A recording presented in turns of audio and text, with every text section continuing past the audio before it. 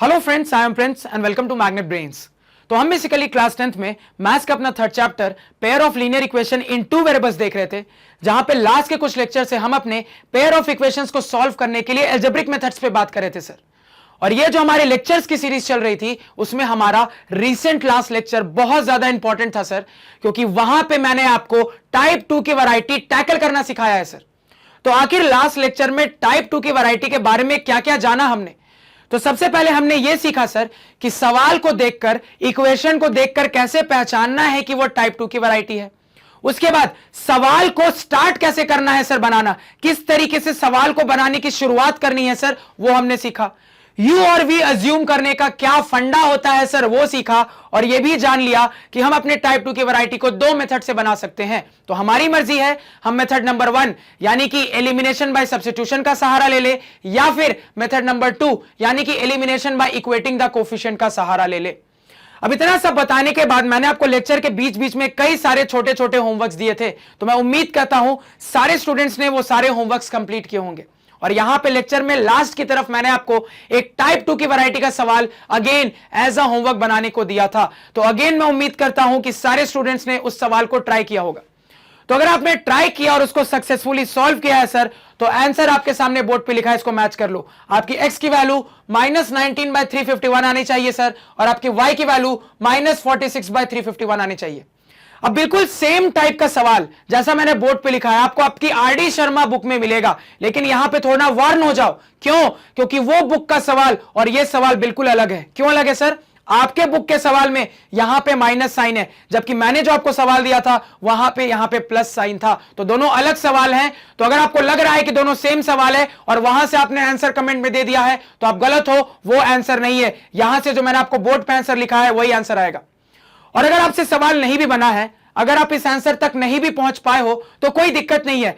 मैं उम्मीद करता हूं कि एटलीस्ट आपने ट्राई किया होगा, क्योंकि अगर आपके ट्राई करने की आदत है ना, तो फाइनली और सक्सेसफुली आप सवाल कभी ना कभी बना ही लोगे। ये क्लियर हो गया। अब देखो, इस होमवर्क क्वेश्चन से कुछ इंटरेस्टिंग मैं आपको बताना चाहता था, इसलिए मैंने आपको यह सवाल एज अ होमवर्क दिया था। तो यहां पे फटाफट तरीके से इस होमवर्क क्वेश्चन को सॉल्व करके देख लेते हैं कि आखिर इंटरेस्टिंग क्या था यहां पे और क्या फंडा हम यहां से सीखेंगे। बहुत इंपॉर्टेंट है, ध्यान से देखना। तो सर, सवाल को पहचानने का तरीका मुझे बहुत अच्छे से पता है, और अपने एक्सपीरियंस से, लास्ट लेक्चर के कंसेप्ट से हमें पता है सर कि ये दोनों के दोनों इक्वेशन नॉन लीनियर इक्वेशन है। और नॉन लीनियर इक्वेशन को हम सॉल्व करने का कोई फंडा, कोई मेथड नहीं जानते। हम यहां पे अपने नॉन लीनियर इक्वेशन को लीनियर इक्वेशन में कन्वर्ट करते हैं, उसके बाद सॉल्व करके एक्स और वाई निकालते हैं सर। यही तरीका होता है। अब यहां पे मैं अपने दोनों इक्वेशन को जब देखता हूं सर, तो क्लियरली दिख रहा है कि इसमें इस्तेमाल होने वाला वेरिएबल x और y है, और यही वेरिएबल x और y डिनोमिनेटर में आकर मेरे दोनों इक्वेशन को नॉन लीनियर बना रहा है। क्योंकि मैंने आपको सिखाया था सर कि जैसे ही आपको यह पता लग जाए कि आपका इक्वेशन नॉन लीनियर है, तो अब ये देखो, ये पता करने की कोशिश करो कि नॉन लीनियर बनाने के पीछे का कारण क्या है। आखिर कौन सी ऐसी चीज है जो आपकी इक्वेशन को नॉन लीनियर बना रही है। तो हम जानते हैं सर कि हमारी इक्वेशन के अंदर इस्तेमाल होने वाला जो वेरिएबल होता है सर, वो वेरिएबल या फिर वेरिएबल का कॉम्बिनेशन डिनोमिनेटर में आने लगे तो वही मेरे इक्वेशन को नॉन लीनियर बना देता है। अगर उस कंसेप्ट से यहां पे सोचे तो क्लियरली दिख रहा है सर कि मेरे इक्वेशन में इस्तेमाल होने वाले वेरिएबल x और y है, और इन्हीं x और y का कॉम्बिनेशन डिनोमिनेटर में आ रहा है, जो कि इस बात की तरफ इशारा करता है सर कि यही मेरे इक्वेशन को नॉन लीनियर बना रहे हैं। जैसे ही मुझे पता लग जाता है कि किस कारण से मेरा इक्वेशन नॉन लीनियर बन रहा है, तो मुझे यह भी पता लग जाता है कि मुझे u और v को किससे अज्यूम करना है।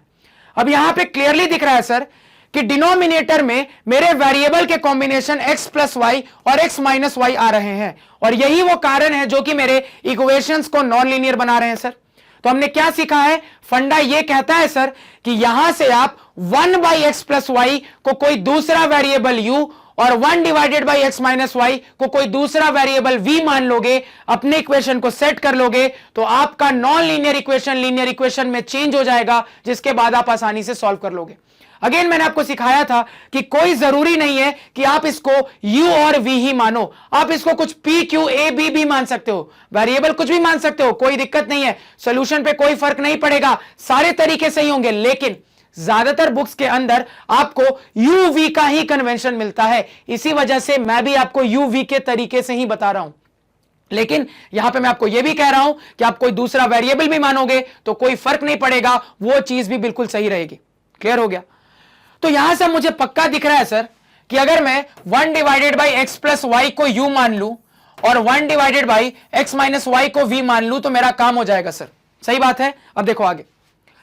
अब यहां पे सर अगर आप चाहते तो बिना कंसेप्ट के भी शॉर्टकट की मदद से भी पता कर सकते थे कि यू और वी क्या मानना है। तो लास्ट की तरफ मैंने आपको शॉर्टकट बताया था कि आप हमेशा अपनी कंडीशन को देखा करो, कंडीशन भी बता देता है कि आपको यू और वी क्या मानना है। अब कंडीशन क्या दिख रही है सर इस सवाल में? मुझे अपनी कंडीशन दिख रही है x plus y not equal to 0, x minus y not equal to 0। तो क्यों नॉट इक्वल टू 0? ये ऑलरेडी हमने लास्ट लेक्चर में डिस्कस कर लिया था कि अनडिफाइंड होने लगता है, इसी वजह से कंडीशन लेकर चलते हैं। शॉर्टकट क्या कहता है सर कि आपके सामने जो कंडीशंस मिल रही हैं उन्हीं कंडीशंस की मदद से सीधे u और v पे पहुंच सकते हो। कैसे सर? तो x प्लस वाई की मदद से आपको यह पता लग जाएगा सर कि आपके u की वैल्यू 1 बाई एक्स प्लस वाई होने वाली है। इसी तरीके से x माइनस वाई से यह पता लग जाएगा सर कि आपको अपने v को 1 divided by x minus y मानना है। यह भी मैंने आपको लास्ट लेक्चर में सिखा दिया था। ये क्लियर हो गया? तो दोनों तरीके से सोच सकते हो सर कि आपको u और v क्या मानना है। अब फटाफट अपने इक्वेशन में चेंज करके उसको u v के टर्म्स में लाओ और लीनियर इक्वेशन में कन्वर्ट करो। तो करते हैं सर।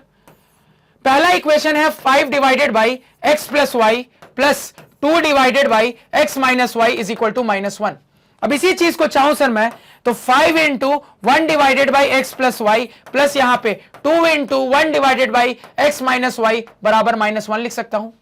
अब इस पूरी चीज के बदले u और इस पूरी चीज के बदले v को हम सब्स्टिट्यूट कर सकते हैं सर। तो सब्स्टिट्यूट करेंगे तो क्या हो जाएगा?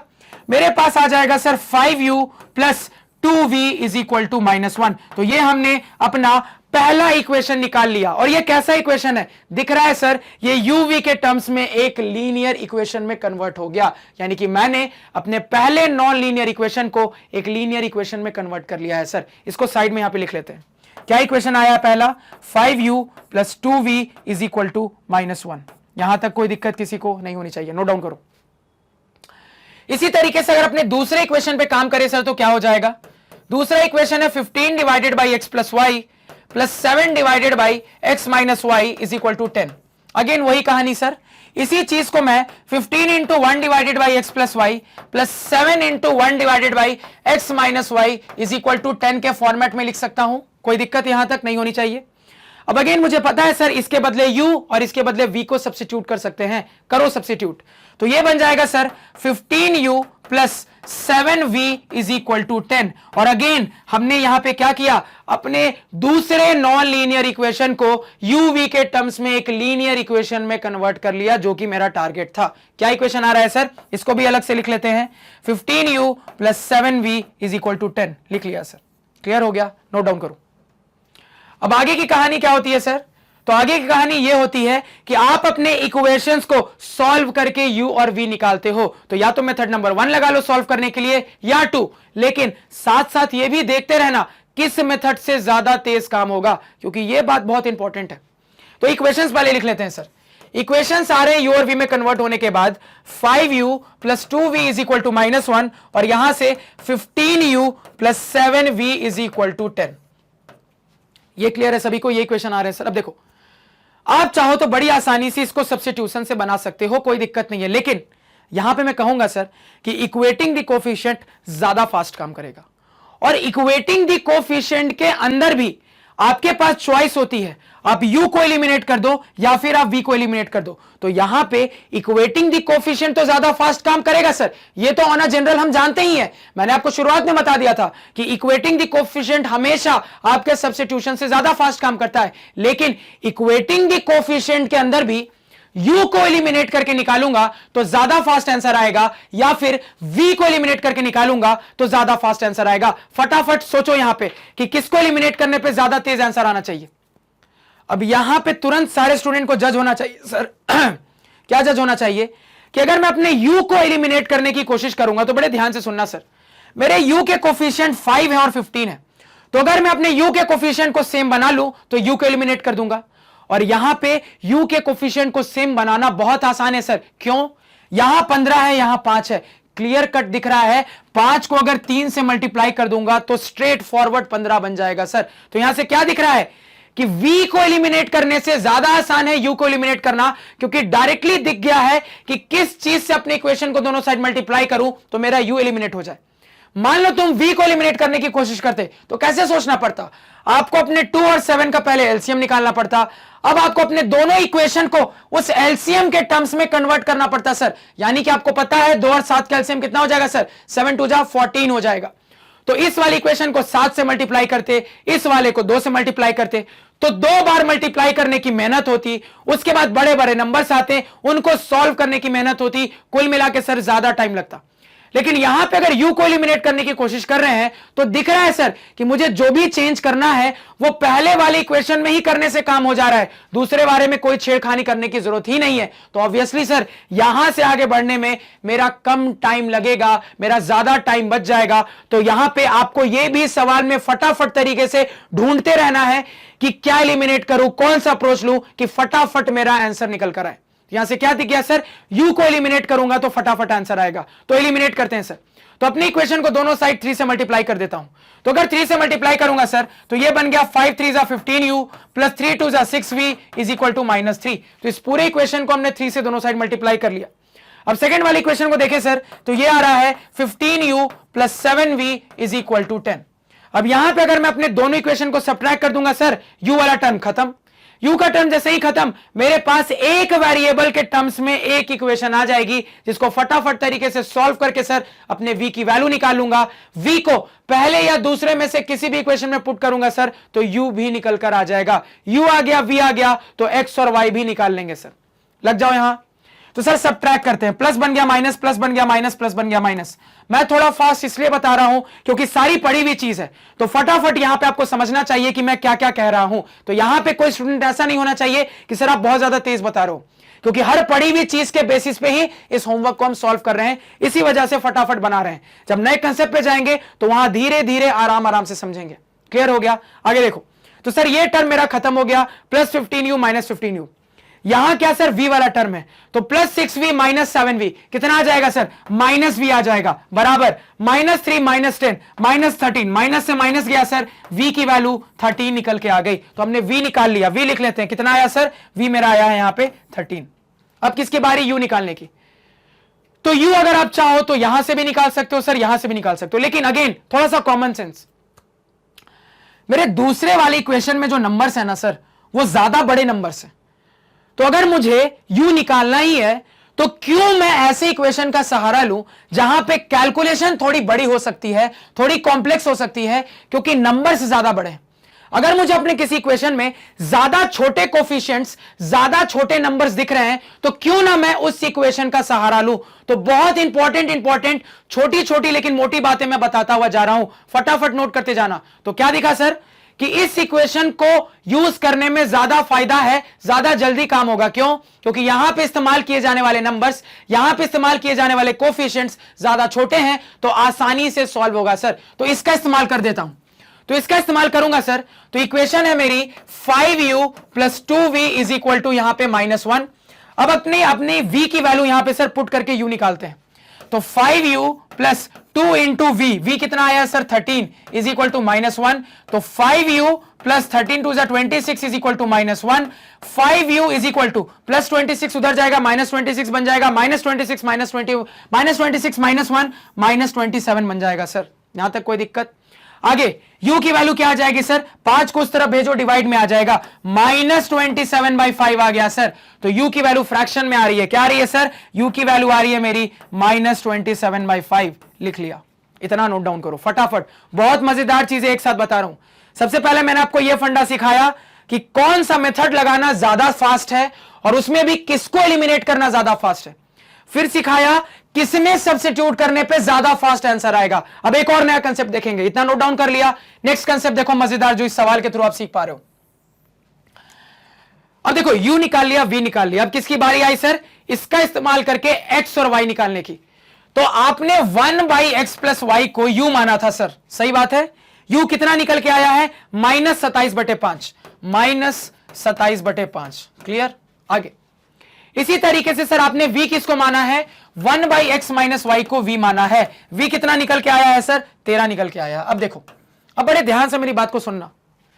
अब मैंने आपको क्या कहा था, कभी भी ये सिचुएशन बन जाए तो आप क्या किया करो, क्रॉस मल्टीप्लाई करके उसको अच्छे से सॉल्व कर लो, उसके बाद आगे बढ़ना। ठीक है, करो थोड़ा सा सॉल्व। तो जब सर इस तरीके से क्रॉस मल्टीप्लाई करके आगे बढ़ेंगे तो मुझे देखो यहां पे क्या मिल रहा है, बड़े ध्यान से देखना और ऑब्जर्व करना। -27 इससे मल्टीप्लाई होगा तो -27x -27y और उसके बाद बराबर 5 × 1 5 हो जाएगा। एक बड़ी सी इक्वेशन आपके सामने आई, बस सुनते जाना क्या हो रहा है। यहां पे यही काम करोगे सर, तो 13 से इसको मल्टीप्लाई करो तो 13x -13y बराबर 1 आ जाएगा सर। दूसरी इक्वेशन आ गई। अब देखो यहां पे अगर आप सब्स्टिट्यूशन लगा के बनाओगे तो भी टाइम लगेगा और इक्वेटिंग द कोफिशिएंट लगाने में तो बहुत मेहनत लगेगी। क्यों? क्योंकि 27 और 13 का आपको एलसीएम निकालना पड़ेगा, जो कि एक बहुत बड़ा नंबर आएगा। चीजें बहुत ज्यादा कॉम्प्लिकेटेड हो जा रही है। तो सर आपने जो सिखाया उसी पे तो काम कर रहे हैं, तो चीजें कॉम्प्लिकेटेड क्यों हो रही है? तो ऐसा हो सकता है कुछ सवालों में चीजें कॉम्प्लिकेटेड हो जाए, तो यहां पे थोड़ा सा कॉमन सेंस यूज करेंगे। यहां पे हम एलसीएम नहीं लेंगे। क्यों नहीं लेंगे, बात को समझना। यहां पे अगर हम एलसीएम नहीं लेते हैं तो देखो क्या एडवांटेज रहेगा मेरे पास, बड़े ध्यान से देखना और समझना। मान लो यहां पे मैं एलसीएम नहीं लेता, ठीक है, हर सवाल में ये नहीं होगा, लेकिन कुछ सवाल में हो सकता है, और वो चीज आपको पकड़नी आनी चाहिए। कंसेप्ट वही है जो मैंने आपको सिखाया कि एलसीएम लेके प्रॉपर तरीके से सॉल्व कर लेते हैं, उसके बाद फिर अपने एक्स और वाई की वैल्यू निकालते हैं। लेकिन कुछ सवालों में चीजें बड़ी और कॉम्प्लिकेटेड हो सकती हैं, जो कि आपके कैलकुलेशन को बड़ा बना देंगी। ऐसा नहीं है कि यहां से आंसर नहीं आता, लेकिन कैलकुलेशन ज्यादा हेवी और कॉम्प्लिकेटेड हो जाती। तो क्या कोई तरीका था सर सोचने का जिससे कैलकुलेशन अभी भी सिंपल रहे? तो है तरीका, यही सोचना आपको सीखना है। कैसे? अब ध्यान से देखो। मान लो यहां पे मैं एलसीएम नहीं लेता, देखो कैसे सोचता मैं यहां पे। अरे यार ये रबर क्यों नहीं काम कर रहा? देखो यहां पे, अरे इंटरेस्टिंग, चलो कोई नहीं, होता है, बोर्ड अटक जाता है कई बार। तो यहां पे ध्यान से देखो कंसेप्ट।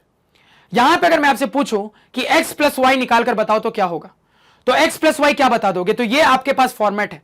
तो यहां से सर अगर मुझे x + y निकालना है तो मैं सिंपली क्या कर देता हूं, अपने पूरे फ्रैक्शन को उल्टा कर देता हूं। तो उल्टा कर दूंगा तो x + y / 1, यानी कि कुल मिला के x + y आ जाएगा, बराबर इधर -5/27 हो जाएगा। इस स्टेप में किसी को डाउट है क्या? नहीं होना चाहिए। अगर डाउट है तो यहां पे देख लो साइड में कैसे किया। आपके पास है 1 / x + y बराबर -27/5। ठीक है, मुझे क्या निकालना है? x + y। x + y को मैं उधर भेज देता हूं, 27 और 5 को मैं इधर भेज देता हूं। x + y को उधर भेजो तो ये नीचे वाला उधर जाएगा, न्यूमरेटर में चला जाएगा सर, x + y / 1। 27 और 5 नीचे आएंगे तो क्या होगा सर?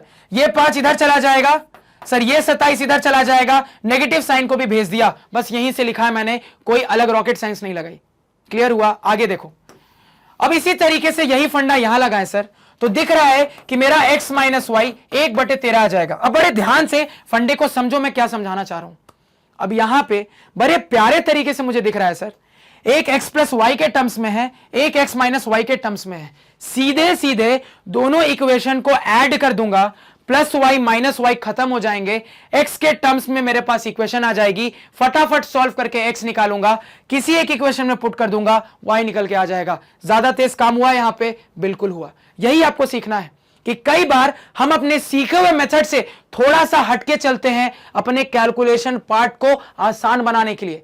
और यह चीज कोई प्रोसेस का हिस्सा नहीं है, यह चीज सोचने वाली बात है कि आप किस तरीके से सोच सकते हो कि कैलकुलेशन आसान बना जाए। यानी कि यह चीज आपको कोई टीचर नहीं बताएगा, वो आपको तरीका ही बताएगा, प्रोसेस ही नहीं बताएगा। यहां पे फास्ट कैलकुलेशन कैसे करना है यह आपको खुद सोचना पड़ेगा, जो कि प्रैक्टिस से आता है। तो यही फंडा यहां पे मैं आपको सिखाना चाह रहा हूं कि कई बार क्या होगा ना कि आपको लगेगा कि आपकी इक्वेशंस कॉम्प्लिकेटेड बन के आ रही है, तो कभी भी ऐसा हो तो आप उसको पूरा सॉल्व मत करो। आप थोड़ा सा रीअरेंजमेंट करके देखो कि यहीं पे कुछ ऐसा किया जा सकता है क्या कि मेरी कैलकुलेशन थोड़ी सी सिंपल बन जाए सॉल्व करने की। तो क्लियरली दिखा कि क्रॉस मल्टीप्लाई ना करते हुए सिंपली अगर मैं अपने x और y वाले इक्वेशंस को इस तरीके से लिख लूंगा तो फटाफट y और y गायब हो जाएगा, x निकलेगा, पुट करूंगा, y निकल कर आ जाएगा। इस पॉइंट को नोट डाउन कर लेना और अच्छे से हाईलाइट करना सवाल में। और जो आपको बताया कि कैलकुलेशन इजी करने के भी फंडे सवाल बनाते बनाते चेक करते रहना, उसको भी नोट करना। और ये चीज कैसे डेवलप होगी सर? सुन तो आपने लिया, बहुत अच्छी बात है, लेकिन प्रैक्टिस के साथ और डेवलप होगी। तो जितने ज्यादा सवाल बनाओगे उतनी अच्छी प्रैक्टिस होगी, उतने अच्छे कैलकुलेशन को फास्ट करने के खुद ब खुद टेक्निक सीख जाओगे। तो क्लियर सर? सॉल्व करते हैं फटाफट। तो सर एक इक्वेशन आ रही है x plus Y is equal to minus 5/27। दूसरी इक्वेशन आ रही है sir x minus y is equal to 1/13। यही आ रही है सर। इसको सॉल्व करेंगे, दोनों को ऐड कर देते हैं, y और y खत्म हो गया सर। 2x बराबर यहां आ रहा है सर 1/13 माइनस 5/27। अब इस पोर्शन को सॉल्व करेंगे तो क्या दिख रहा है सर? 2x बराबर एलसीएम लेते हैं तो 27 और 13 का एलसीएम कुछ कॉमन नहीं है सर, 13 इंटू 27 ही हो जाएगा। अब देखो यहां पे एलसीएम निकालने का भी फंडा दिखा रहा हूं कि बहुत सारे स्टूडेंट्स को मैंने देखा है जबरदस्ती अपने बड़े बड़े नंबर्स को एलसीएम में मल्टीप्लाई करके लिखते हैं। क्यों लिख रहे हो? तुमको तो दोनों के मल्टीप्लीकेशन का काम है ना, उसको ऐसे भी तो रिप्रेजेंट कर सकते हो। किसी ने कहा था कि 27 और 13 को मल्टीप्लाई करके ही लिखना है। अब यहां पे मेरा एक पॉइंट मुझे याद आता है जो मैंने आपको कई बार कहा है। क्या कहा था सर? मैंने आपको कई बार कहा है कि जब तक फाइनली आपको कैलकुलेशन की जरूरत ना पड़े तब तक अवॉइड कर सकते हो तो अवॉइड करो, क्योंकि वो चीज आपके लिए फायदेमंद ही रहने वाली है। अब यहां पे मुझे दिख रहा है कि 27 और 13 काफी बड़े नंबर्स हैं, अगर मैं इनको मल्टीप्लाई करूंगा अननेसेसरी टाइम बर्बाद होगा, तो यहीं पे छोड़ दिया, ऐसे ही छोड़ दिया, इसके साथ कोई डिस्टर्बेंस नहीं किया, ऐसे रहने दिया। लेते हैं सर एलसीएम। तो 13 से 13 गया, 27 बचा, यहां पे आपके पास आ गया सर 27। आगे क्या है सर? Minus sign. उसके बाद क्या दिख रहा है सर? 27 से 27 गया, 13 बचा, 13 इंटू 5 65 आ गया सर। इसको सॉल्व करेंगे तो 2x बराबर, अब यहां से देखो कैलकुलेशन को कैसे सिंप्लीफाई करता हूं। अब यहां पे ये जो सब्ट्रैक्शन का पार्ट है ना सर, उसको बहुत सारे स्टूडेंट लिखकर सब्ट्रैक्ट करेंगे, कुछ स्टूडेंट्स मन में सब्ट्रैक्ट करने की कोशिश करेंगे, लेकिन टाइम लगेगा। अब यहां पे अगेन मैंने आपको कैलकुलेशन की एक छोटी सी लेकिन बहुत शानदार ट्रिक बताई थी, उसको अप्लाई करोगे तो कितना फटाक से कैलकुलेशन होगा, ध्यान देना। सर मैं इसको 27 नहीं मानता, मैं इसको 30 मान लेता हूं, क्योंकि मैंने आपको सिखाया था कैलकुलेशन आसान बनाने का, खासकर एडिशन और सब्ट्रैक्शन में एक बड़ा प्यारा सा तरीका होता है कि आसपास वाला जीरो वाला नंबर मान लो, क्योंकि उसके आसपास का जीरो का नंबर मान लोगे ना तो कैलकुलेशन अपने आप फास्ट हो जाती है। अब देखो 27 के आसपास का जीरो वाला नंबर क्या है सर? 30 है। मैंने इसको 27 नहीं माना, मैंने इसको 30 मान लिया, ठीक है। 3 एक्स्ट्रा माना है, याद रखना, 3 एक्स्ट्रा माना है, याद रखना। 30 माइनस 65, तुरंत दिमाग जवाब देगा, 30 माइनस 65 माइनस 35 होगा। क्लियर है? आगे आपने कितना एक्स्ट्रा माना था सर? 3 एक्स्ट्रा माना था, उस 3 को बैलेंस करो तो 35 में 3 को और जोड़ दो, कितना हो जाएगा सर? 38। आपका फाइनल आंसर हो जाएगा माइनस 38। देखो कैसे आंसर आया डायरेक्टली। तो दिमाग में ये सारी छोटी छोटी चीजें भी चलनी चाहिए, और बार बार रिपीट कर रहा हूं, ये सारी चीजें एक साथ जब तक प्रैक्टिस नहीं रहेगी नहीं अप्लाई कर पाओगे। तो बस सवाल मत बनाओ, सवाल में सर आपको जितनी चीजें बताते हैं ना उनको भी देखो अप्लाई हो रहा है क्या, अगर हो रहा है तो अप्लाई करो, क्योंकि ऐसे करते करते जो बेबी स्टेप्स आप लोगे ना, यही बेबी स्टेप्स आपको एक बहुत अच्छा मैथमेटिक्स का स्टूडेंट बना देगी फाइनली। क्लियर हो गया? अब यहां से मेरे पास क्या आ रहा है सर? 2x बराबर माइनस 38 डिवाइडेड बाई 13 इंटू 27। अब क्या दिख रहा है सर? 19 2 जा 38, तो 2 से 19 टाइम्स पे ये कैंसिल हो गया सर। तो आपकी x की वैल्यू आ रही है, कितनी आ रही है सर? x बराबर माइनस 19 डिवाइडेड बाई यहां पे 13 इंटू 27। क्लियर है? अब सर इस पोर्शन पे आके रुक गए। अब आपको बहुत अच्छे से पता है सर कि अगर आपको x की वैल्यू पूरी पूरी बतानी है तो अब तो कैलकुलेशन करना पड़ेगा। तो मैंने क्या समझाया था? जब तक जरूरत ना पड़ जाए तब तक रुके रहो, अब जरूरत पड़ गई, अब तो कैलकुलेशन करना पड़ेगा सर। अब 13 गुने 27 निकालना पड़ेगा। अब अगेन यहां पे स्टूडेंट्स देखो क्या क्या गलती करेंगे कैलकुलेशन में, मल्टीप्लाई करने में। अब 27 इंटू 13 करना है तो या तो वो कॉपी पे लिख के बाकायदा तरीके से मल्टीप्लाई करेंगे। अब 27 का टेबल तो आपको याद रहता नहीं है, तो मैं मन में करना चाहता हूं, मैं कैलकुलेशन मन में करना चाहता हूं, मैं लिखना ज्यादा नहीं चाहता, डायरेक्टली आंसर लिखना चाहता हूं। देखो कैसे लिखूंगा। x की वैल्यू आ रही है सर माइनस 19 डिवाइडेड बाई, अब देखो 13 का टेबल जनरली सर हमें ध्यान में रहता है, 13 का टेबल पढ़ के हम इस मल्टीप्लीकेशन को सॉल्व कर सकते हैं। कैसे सर? तो 13 7 जा, 13 5 जा 65, 13 6 जा 78, 13 7 जा 91, 1 कैरी 9, 13 2 जा 26, 26 प्लस 9 कितना हो जाएगा सर? 26 प्लस 9 35 हो जाएगा, 351 आपके सामने आ गया। तो पूरा कैलकुलेशन हमने मन में कैलकुलेट कर लिया। कैसे? तो बस छोटी छोटी चीजों का ध्यान रखें कि मल्टीप्लीकेशन में वो नंबर्स का टेबल पढ़ने की कोशिश करेंगे जो हमें आता है। जितना ज्यादा लिखने से बचोगे ना उतना ज्यादा आगे जाके अच्छे मैथमेटिक्स में बनोगे, ये हमेशा याद रखना, क्योंकि जैसे जैसे हायर क्लास में जाओगे ना तो कैलकुलेशन का पार्ट बड़ा होता जाएगा और इनफैक्ट जब आप आगे जाके केमिस्ट्री पढ़ोगे तो वहां तो बड़े खतरनाक कैलकुलेशन के पार्ट्स आते हैं। तो वो चीज कब आप अच्छी कर सकते हो? कैलकुलेशन को अच्छा करने का एक ही तरीका है कि ज्यादा से ज्यादा कैलकुलेशन कोशिश करो कि मन में किया करो। मन में जितना ज्यादा करोगे उतना ज्यादा एफिशिएंट बनोगे। चीजें गलत होंगी शुरुआत में, कोई दिक्कत नहीं है, यही गलतियां आगे जाके सही हो जाएंगी और आपको परफेक्ट बना देंगी। इतना फंडा समझ में आया? तो आपने क्या निकाल लिया सर? x निकाल लिया, -19/351। y कैसे निकालोगे सर? x की वैल्यू को वापस से सब्स्टिट्यूट करोगे तो आपका y निकल कर आ जाएगा। y निकालते हैं यहां पे, तो यहां पे कौन सा इक्वेशन उठाऊं? मान लो मैं ये वाला इक्वेशन उठा लेता हूं, x प्लस वाई बराबर -5/27। ठीक है, मान लो मैं ये उठा लेता हूं। क्लियर है? अब इसको उठा के सॉल्व करूंगा और मैं अपने y को निकालने की कोशिश करूंगा तो क्या हो जाएगा सर? y बराबर -5/27 और यहां पे -x। अब आपको x पता है, उसको पुट कर दो सर। तो -5/27 माइनस x की जगह पे सर -19/351। क्लियर है? अब इसको आगे सॉल्व करेंगे सर, तो -5/27 माइनस माइनस प्लस 19/351। अब देखो दिमाग लगाते रहना कितना ज्यादा जरूरी है। अब फिर से स्टूडेंट जब इसको 351 लिख लेंगे तो ये भूल जाएंगे कि ये 351 कहां से आया था। ये 351 27 × 13 करके आया था, वो ये बात भूल जाएंगे हड़बड़ी में, कोई दिक्कत नहीं है। अब जब वो भूल जाएंगे तो एलसीएम निकालने के लिए बिल्कुल डर में आ जाएंगे कि 27 और 351 इतने बड़े बड़े नंबर का एलसीएम निकालना है सर। ट्रिक यहां पे अप्लाई करना बहुत मुश्किल है, मुझे प्रॉपर तरीके से निकाल के देखना पड़ेगा। अगेन दिमाग लगाओ ना, 351 कहां से आया था ऑलरेडी आपको पता है, तो लिख लो 351 को ऐसे, अपने आप आपकी कैलकुलेशन सिंपल हो जाएगी सर। तो यहां पे -5/27 प्लस 19 डिवाइडेड बाई, मुझे पता है मेरा 351 कहां से आया था सर, 13 × 27 करके आया था। अब ये लिख लिया है ना, अब यहां से कैलकुलेशन देखो कितनी सिंपल हो गई है। अब फटाक से एलसीएम निकाल के सर सॉल्व करके बता सकते हो। क्या बता दोगे? देखो यहां पे, तो यहां पे जब आगे सॉल्व करोगे सर तो आपको दिख रहा है कि आपका एलसीएम 27 × 13 हो जाएगा। क्लियरली दिख रहा है। अब 27 से 27 गया, आपके पास 13 बचा, 13 5 जा 65, माइनस साइन के साथ लिख लिया सर। आगे क्या है? प्लस साइन है, प्लस साइन लिख लिया सर। आगे 13 × 27, तो आपके पास क्या बचा है सर? 19 बचा है। तो यहां आपके पास क्या बचा सर? 19 बचा। अब अगेन देखो -65 प्लस 19 करना है। अब फिर से कॉपी कलम की जरूरत नहीं है, दिमाग में थोड़ा सोचोगे तो कर लोगे। मैं इसको 19 नहीं मानता हूं, मैं इसको 20 मान लेता हूं। क्या मान लेता हूं सर? 20 मान लेता हूं। अगर मैं इसको 20 मान लूंगा तो क्या होगा सर? 65 में 20 घटाना आसान है। कितना आंसर आ जाएगा सर? -45। कितना आ जाएगा सर? -45 आ जाएगा। लेकिन आपको आना कितना चाहिए था? आपने यहां पे +1 कर दिया है, तो उसको बैलेंस आउट करने के लिए क्या करना पड़ेगा? -1, यानी कि सर -45 -1 कितना हो जाएगा? -46 निकल कर आ जाएगा। अब आपका -46 आ गया डिनोमिनेटर में, आपको बहुत अच्छे से पता है सर 13 × 27 कितना होता है? 351 होता है। आपने कैलकुलेट करके रख लिया था। आपने अपने यहां पे किसकी वैल्यू?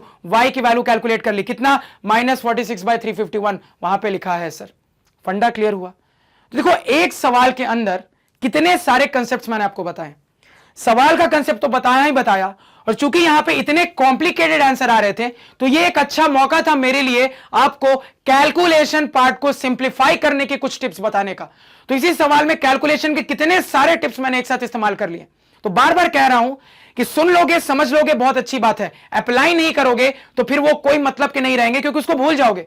चीजें तभी याद रहती है जब आप उसको अप्लाई करते हो। अप्लाई नहीं करोगे, बस सुन लोगे तो भूल जाओगे चीजों को। तो कैलकुलेशन की जितनी छोटी छोटी टिप्स बताता हूं ना, उसको जब खुद भी सॉल्व करो ना तो साथ साथ अप्लाई करो। शुरुआत में टाइम लगेगा, लेकिन आपको पता भी नहीं चलेगा कि बाद में ये टाइम लगना कम हो जाएगा और आप कितना ज्यादा फास्ट कैलकुलेशन और एक्यूरेट कैलकुलेशन कर पाओगे। तो मैथमेटिक्स में कंसेप्ट आना बहुत अच्छी बात है, लेकिन अल्टीमेटली कैलकुलेशन का बहुत बड़ा इंपॉर्टेंस है। तो अभी से कैलकुलेशन को इजी करने के फंडे सीखोगे तो आगे ज्यादा प्रॉब्लम नहीं होगी। ये फंडा क्लियर है? अच्छे से जितनी चीजें बताएं, जितने टिप्स बताएं, जितने कंसेप्ट्स बताएं, वीडियो पॉज करो, आराम से नोट करो, अच्छे से उसको कॉपी करो, हर चीज को यहां पे लिखो, उसके बाद हम आगे चलेंगे। क्लियर? यहां तक किसी को कोई दिक्कत, कोई समस्या समझने में कोई परेशानी नहीं होनी चाहिए थी। अब देखो अब हम क्या डिस्कस करने वाले हैं। अब यहां पे सर हमने अपने टाइप 2 को कंप्लीट कर लिया, अब टाइप 3 की बात यहां से स्टार्ट करेंगे। अब टाइप 3 को बिल्कुल डिटेल में डिस्कस करेंगे, जो कि अगेन एक बहुत ज्यादा मजेदार और इंटरेस्टिंग टाइप है सर। अब सर टाइप 3 के अंदर यह रहा हमारा सवाल। मेरे सामने दो इक्वेशंस हैं, इसको मुझे सॉल्व करना है। क्लियर? सर अगर इन दोनों इक्वेशंस को मैं देखूं तो मुझे क्या क्या दिख रहा है? सबसे पहली चीज, दोनों इक्वेशन के अंदर दो वेरिएबल का इस्तेमाल किया गया है सर। क्या क्या वेरिएबल है सर? मेरे वेरिएबल u और v का इस्तेमाल किया गया है, दोनों इक्वेशन में क्लियरली दिख रहा है। तो अभी तक क्या पता लगा सर कि दो वेरिएबल वाले दो इक्वेशन मेरे पास हैं। अब फिर सवाल ये उठता है सर, लीनियर इक्वेशन कि नॉन लीनियर इक्वेशन? तो यहां से मैंने जज करना स्टार्ट किया। तो अगर पहले इक्वेशन को जज कर रहा हूं तो दिख रहा है सर वेरिएबल v है, पावर 1 है, अभी तक चीजें सही है। सर वेरिएबल u है, पावर 1 है, अभी भी चीजें सही है। आगे जाके sir variable u into V हो गया। अब जैसे ही u इंटू वी मुझे दिखा तो तुरंत मुझे एक बात याद आती है सर की। क्या? सर ने कहा था कि अगर मेरे इक्वेशन के अंदर कभी भी मुझे अपने वेरिएबल्स एक साथ एक ही टर्म में इस्तेमाल होते हुए दिख गए प्रोडक्ट फॉर्म में, तो वो इक्वेशन हमेशा नॉन लीनियर होती है। सर ने बताया था कि आपके इक्वेशन के अंदर अगर आपको कोई भी ऐसा टर्म दिख जाए, कोई भी ऐसा टर्म दिख जाए जिसके अंदर एक से ज्यादा वेरिएबल का इस्तेमाल एक साथ मल्टीप्लाइड फॉर्म में किया गया हो, तो वो हमेशा एक नॉन लीनियर इक्वेशन बनाता है सर। और क्लियर कट यहां पे मुझे एक टर्म 5uv ऐसा दिख रहा है जहां पे एक साथ दो वेरिएबल का इस्तेमाल मल्टीप्लाइड फॉर्म में किया गया है। यानी कि यह कंफर्म हो गया सर कि ऊपर वाला एक नॉन लीनियर इक्वेशन है।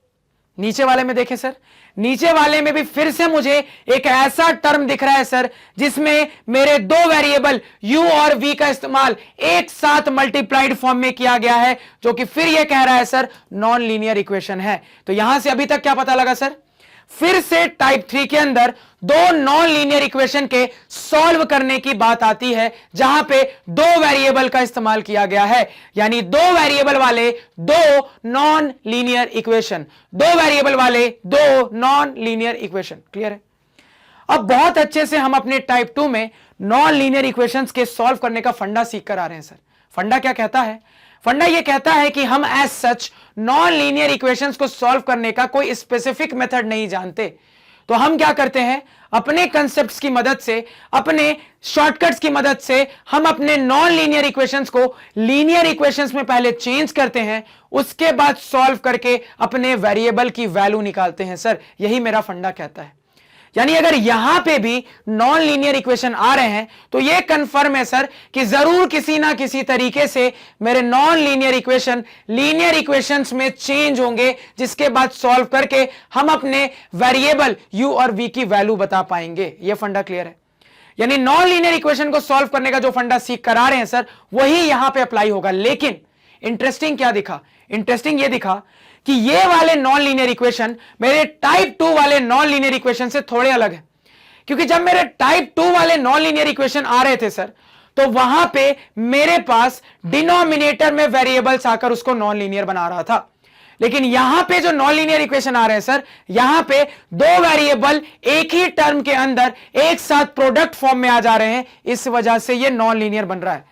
तो मुझे यह दिख रहा है सर कि ये दोनों टाइप के नॉन लीनियर इक्वेशन मुझे थोड़े अलग अलग दिख रहे हैं। लेकिन यहां पे अगर आपने मेरे लास्ट लेक्चर को अच्छे से फॉलो किया है, यानी कि अगर मैंने टाइप 2 को अगर आपने अच्छे से फॉलो किया है, तो आपको समझना चाहिए कि टाइप 2 और टाइप 3 चेहरा बस आपको अलग अलग लग रहा है दोनों एक ही चीज है। यानी ध्यान से ऑब्जर्व करोगे सर तो टाइप 2 और टाइप 3 बिल्कुल एक ही चीज है। अगर आपको टाइप 2 सॉल्व करना आता है तो मैं कह सकता हूं आपको टाइप 3 भी सॉल्व करना आता है। अब सर कैसे कह रहे हैं कि दोनों एक ही चीजें हैं? तो थोड़ा पीछे जाते हैं पास्ट में और अपने टाइप 2 के एक सवाल को ले लेते हैं। अब जब हम चेक कर रहे थे सर कि टाइप 2 का सवाल किस तरीके से नॉन लीनियर इक्वेशन बना रहा था, तो याद करो, एक तरीके से हमने ऐसे चेक किया था कि 1/x को x की पावर -1 और 1/y को y की पावर -1 बना देते थे, तो देख रहे थे वेरिएबल की पावर -1 आ रही है, मतलब नॉन लीनियर है सर। एक ऐसे चेक किया था। और देखो दूसरे तरीके से कैसे चेक किया था। तो जब दूसरे तरीके से चेक किया था सर, तो हमने प्रॉपर तरीके से एलसीएम लेके देखा था। थोड़ा एलसीएम लेके देखो टाइप 2 में क्या हो रहा है, कुछ याददाश्त ताजा होगी। तो यहां पे सर अगर किसी एक इक्वेशन को मैं उठाता हूं, मान लो मैंने इसी को उठा लिया और मैं एलसीएम लेकर चेक करना चाहता हूं कि आखिर ये क्यों नॉन लीनियर बन रहा था, तो क्या हो रहा था सर? डिनोमिनेटर में मेरे पास आया 2xy, यहां पे मेरे पास क्या बचा सर? y माइनस यहां पे कितना बचा सर? 2x बराबर -1। क्रॉस मल्टीप्लाई करो सर, तो आपके पास हो जाएगा y माइनस 2x बराबर -2xy। कोई याद ताजा हुई?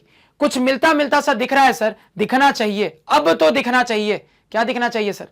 अब मुझे दिख रहा है कि ये इक्वेशन और ये इक्वेशन बिल्कुल सेम टाइप की आ गई, यानी कि टाइप 2 में ही थोड़ा सा रीअरेंजमेंट किया तो टाइप 3 का सवाल बन गया। सर ये एक खासियत है मैथमेटिक्स की कि कोरिलेट चीजें करना आना चाहिए।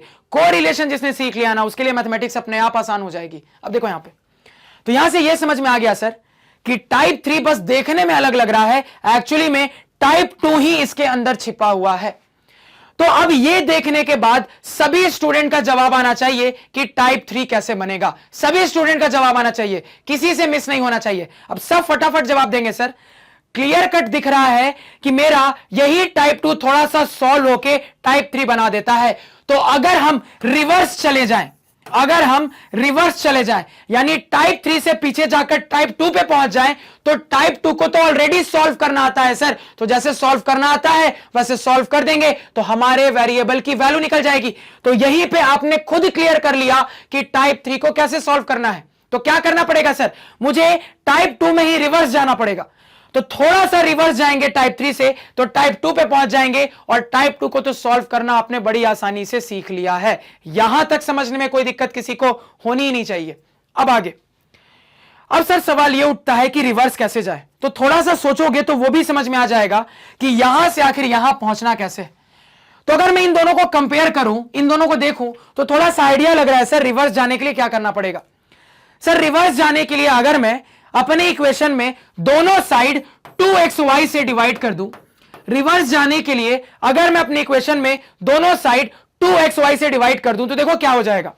सर 2 से 2 गया, xy से xy कटा, इधर मेरे पास -1 बच गया, RHS मैच हो गया। सर LHS में क्या हो रहा है सर, LHS में आ रहा है y divided by 2xy minus 2x divided by 2xy। अब यहां पे सर y से y गया, x से x गया, अल्टीमेटली मेरे पास 1/2y माइनस 1 यहां पे कितना निकल के आ रहा है सर, यहां पे 1/2x निकल के आ रहा है, और यहां पे 2 से 2 गया, 1/y निकल के आ रहा है। तो ओरिजिनल टाइप 2 पे हम यहां पे पहुंच गए सर। तो क्या समझ में आया, कैसे रिवर्स जाना है वो भी देख लिया सर। अभी सारे फंडे को जो हमने देख लिया है, अगर थोड़ा सा कंबाइन करके एक साथ बोलूं तो अब मुझे यह समझ में आता है कि टाइप 3 बनाने का बड़ा सिंपल फंडा है। टाइप 2 आता है तो टाइप 3 भी आता है। करना क्या होता है, टाइप 3 की मदद से टाइप 2 पे पहुंचना है। टाइप 2 पे पहुंच गए, बनाने का रास्ता पहले से जानते हो सर। और टाइप 3 से टाइप 2 की तरफ रिवर्स कैसे जाएंगे सर, तो उसके लिए हमारे वो जो टर्म्स आ रहे थे जो मेरे इक्वेशन को नॉन लीनियर बना रहे हैं, बड़े ध्यान से मेरी बात को सुनना। टाइप 2 पे जाने के लिए एक्चुअली हमने क्या सीखा सर, क्या करना पड़ेगा। तो हमें क्लियर कट अपने इन नॉन लीनियर इक्वेशन में अगर मैं आपसे पूछ दूं कि नॉन लीनियर बनाने वाला कारण कौन है, जैसा टाइप 2 में आपसे पूछा था नॉन लीनियर बनाने वाला कारण कौन है, फटाक से जवाब दोगे सर कि ये जो u इंटू वी आ गया ना, यही वो कारण है जिसके कारण ये नॉन लीनियर बन रहा है। तो जो कारण है ना, उसी कारण से अपने इक्वेशन में दोनों साइड डिवाइड कर देते हैं। तो डिवाइड करने से क्या होगा, ये मेरी जो टाइप 3 की इक्वेशन है वो टाइप 2 में चेंज हो जाती है, जिसके बाद आसानी से हम सॉल्व कर सकते हैं सर। तो यहां से सर बनाने का, पहचानने का हर फंडा मुझे क्लियर हो गया। फंडा क्या कहता है कि सिंपली आपका जो टाइप 3 का सवाल होता है उसमें वो जो पोर्शन होता है जिसके कारण आपकी इक्वेशन नॉन लीनियर बन रही होती है, उस पोर्शन से अपने इक्वेशन में दोनों साइड डिवाइड कर देंगे सर। क्योंकि जैसे ही हम दोनों साइड डिवाइड कर देते हैं उसके बाद हम टाइप 2 पे पहुंच जाते हैं, जिसको हम आसानी से सॉल्व कर सकते हैं। तो जितनी चीजें इंपॉर्टेंट लगी उसको अपने लैंग्वेज में नोट करो। क्लियर है, यहां तक समझने में किसी को कोई दिक्कत, कोई समस्या, कोई परेशानी नहीं होनी चाहिए। फंडा क्लियर हो गया सर। यानी अब मुझे पता लग गया है कि यहां से रिवर्स जाके इसको टाइप 2 में कैसे बदलना है। तो पहले अलग अलग इक्वेशन लिख लेते हैं सर। तो यहां से मेरी पहली इक्वेशन आ रही है सर 8v माइनस 3u बराबर 5uv, और यहां से सर मेरी दूसरी इक्वेशन आ रही है 6v माइनस 5u बराबर -2uv। क्लियर, लिख लिया सर। क्या सीखा है कि सर जिस पोर्शन के कारण मेरा इक्वेशन नॉन लीनियर बन रहा है उसी से दोनों साइड डिवाइड कर देंगे तो टाइप 3 अपने आप टाइप 2 में बदल जाता है। करो डिवाइड भैया। क्या दिख रहा है सर कि यहां पे मुझे ये जो u इंटू वी का पोर्शन आ रहा है ना सर, यही u इंटू वी वो कारण है जिसके कारण मेरी इक्वेशन नॉन लीनियर बन रही है। तो सर अपने u इंटू वी से इक्वेशन में दोनों साइड डिवाइड कर देंगे।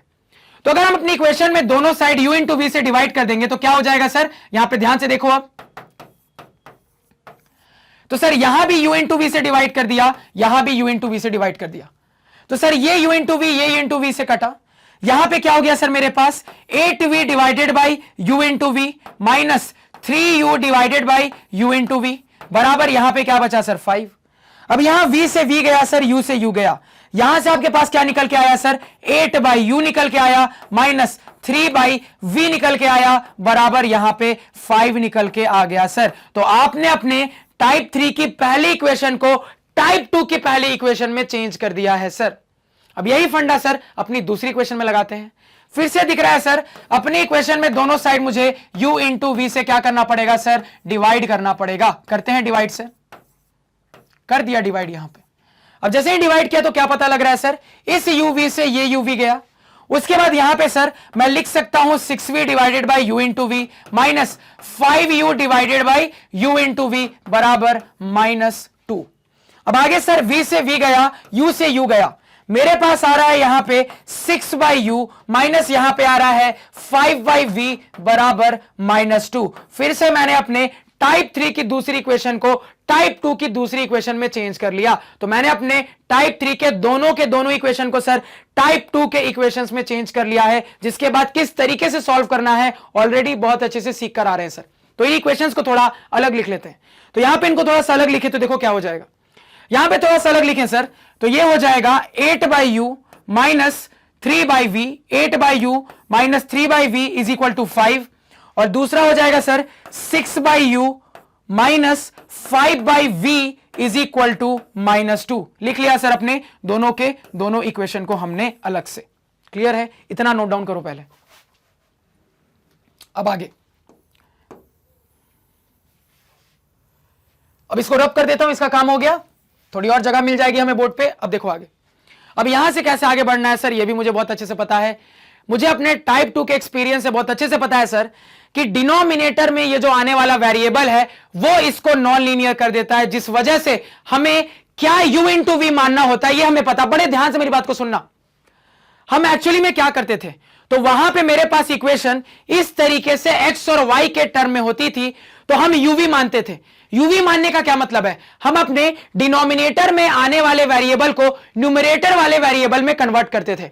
कंसेप्ट क्या कहता था, कंसेप्ट ये कहता था कि हम अपने डिनोमिनेटर में आने वाले वेरिएबल को न्यूमरेटर में आने वाले वेरिएबल में चेंज करके अपने इक्वेशन को लीनियर बनाते थे, जिसके बाद सॉल्व करते थे।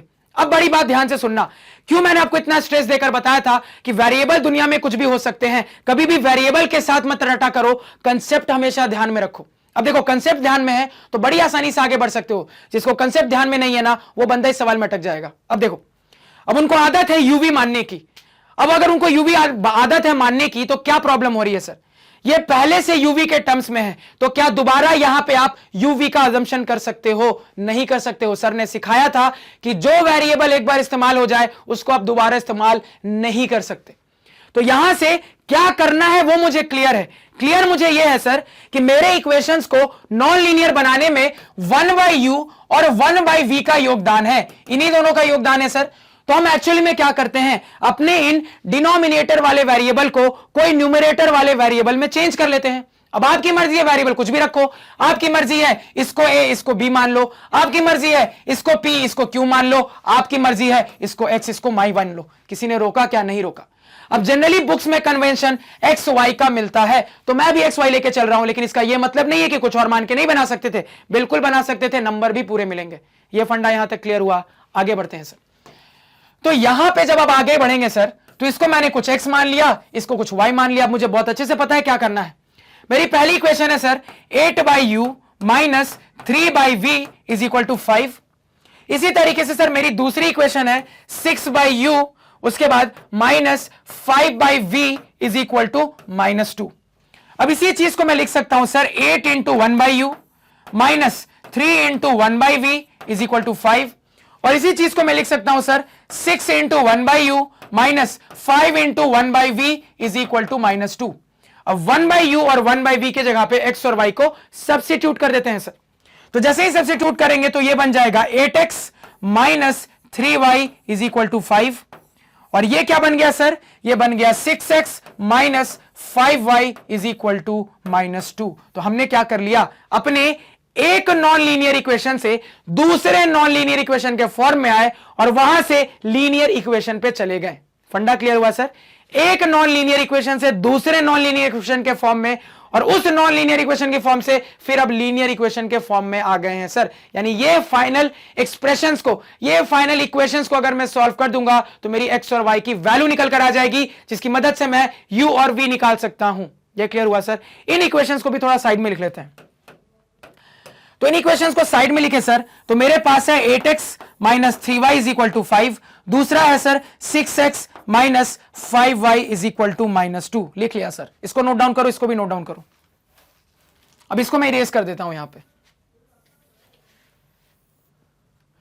क्या था, 1/u इज इक्वल टू, यहां पे x हमने माना था और 1/v को हमने y माना था। अब देखो आगे, अब बारी आ गई सर इनको सॉल्व करने की। अब दो लीनियर इक्वेशंस, दो वेरिएबल वाले सॉल्व करने के दो मेथड जानते हैं। सब्स्टिट्यूशन लगा लो, इक्वेटिंग द कोफिशिएंट लगा लो। अब नॉर्मली मैंने आपको सिखाया है सर कि इक्वेटिंग द कोफिशिएंट हमेशा सब्स्टिट्यूशन से ज्यादा तेज काम करता है, तो लगाएंगे तो सब्स्टिट्यूशन। अब एलिमिनेट एक्स भी कर सकते हो, एलिमिनेट वाई भी कर सकते हो, आपकी मर्जी है। और यहां पे मुझे दिख रहा है कि एज सच एक्स को एलिमिनेट करूं या वाई को, ज्यादा फर्क नहीं पड़ेगा, ऑलमोस्ट इक्वल टाइम लगेगा, कुछ अलग सा यहां लगता हुआ नहीं दिख रहा है। तो आपकी मर्जी है, जिसको एलिमिनेट करना चाहो कर दो। तो पहले इक्वेशंस लिख लेते हैं सर। इक्वेशन है मेरे 8x minus 3y is equal to 5, दूसरा इक्वेशन है sir 6x minus 5y is equal to -2। लिख लिया सर। मान लो मैं x को एलिमिनेट करना चाहता हूं, कोई दिक्कत नहीं है, x को कर लो। तो अगर x को एलिमिनेट करना चाहते हो सर, इसको पहले साइड में लिख लेते हैं, x को एलिमिनेट करना है। तो सर मेरे x वाले टर्म्स के कोफिशिएंट 8 और 6 हैं, जिनको मुझे एलसीएम की मदद से सेम बनाना पड़ेगा। तो 8 और 6 का शॉर्टकट तरीके से एलसीएम निकालो। क्या निकल के आ जाएगा सर? तो बड़े वाले नंबर का टेबल पढ़ते हैं, 8 1 8, 8 2 16, काम नहीं हुआ, 8 3 24, काम हो गया सर। तो एलसीएम 24 है। तो मुझे क्या करना पड़ेगा, अपने इस टर्म के कोफिशिएंट को भी 24 में बदलना पड़ेगा, इस टर्म के कोफिशिएंट को भी 24 में बदलना पड़ेगा। 8 24 में कैसे बदलेगा सर? 3 से मल्टीप्लाई कर दोगे तब बदलेगा। 6 24 में कैसे बदलेगा सर? 4 से मल्टीप्लाई कर दोगे तब बदलेगा। अब इस पूरी इक्वेशन को क्या करेंगे सर? 3 से मल्टीप्लाई कर लेते हैं। तो डायरेक्टली लिख रहा हूं सर, प्रैक्टिस अच्छी हो गई है। अगर यहां पे अपने पूरे इक्वेशन को दोनों साइड 3 से मल्टीप्लाई करूं तो 8 3 24x plus minus minus 3 3 9y बराबर 5 3 15। 3 से दोनों साइड मल्टीप्लाई करके लिख लिया सर। इसी तरीके से अगर यही काम मैं अपने दूसरे वाले इक्वेशन में करूं सर, तो 4 से दोनों साइड मल्टीप्लाई करना है। 6 4 24x plus minus minus 5 4 20y is equal to minus 4 2 8 हो गया सर। कर लिया यहां पे मल्टीप्लाई, अपने इक्वेशंस को लिख लिया। अब यहां पे क्लियरली दिख रहा है कि मेरे x वाले टर्म्स के कोफिशिएंट सेम बन गए हैं। अब आसानी से x वाले टर्म को गायब कर सकते हैं। कैसे करेंगे सर? दोनों इक्वेशन को अगर सब्ट्रैक्ट कर दूंगा तो मेरा काम हो जाएगा। करो सब्ट्रैक्ट, यहां पे फिर से कलर चेंज।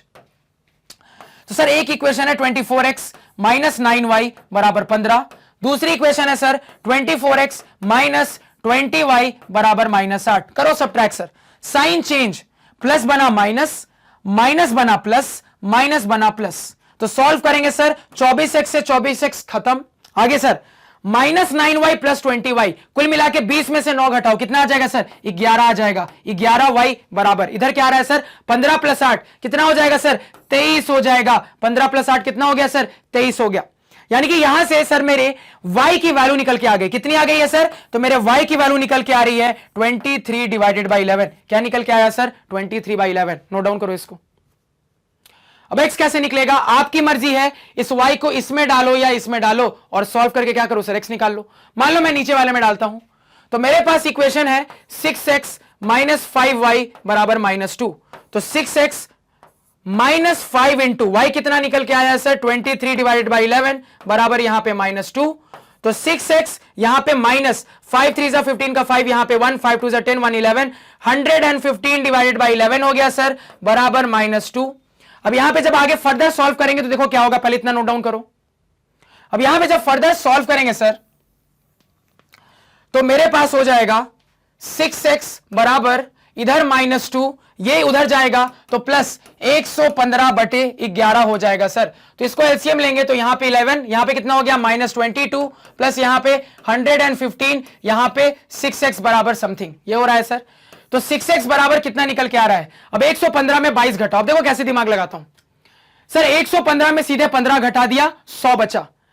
अब आपने 22 में से 15 का इस्तेमाल कर लिया, क्या बचा है? 7 बचा है। तो 100 में से 7 और घटा दो, कितना बचा सर? 93 डिवाइडेड बाय 11 बचा।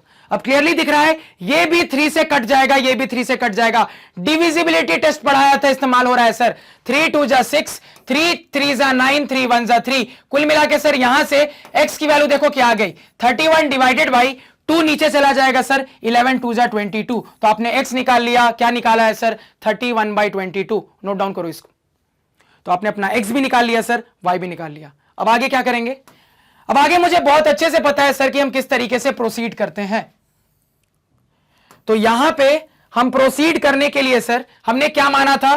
तो हमने 1/u को x माना था सर, और 1/v को y माना था। तो वैल्यूज को पुट करो यहां पे। तो 1/u बराबर x कितना निकाला सर? 31/22। 31/22। तो अगर 1/u 31/22 है तो u क्या बता दोगे सर? यहां से दिख रहा है u, मैं सिंपली 22/31 बता दूंगा। u आपने निकाल लिया।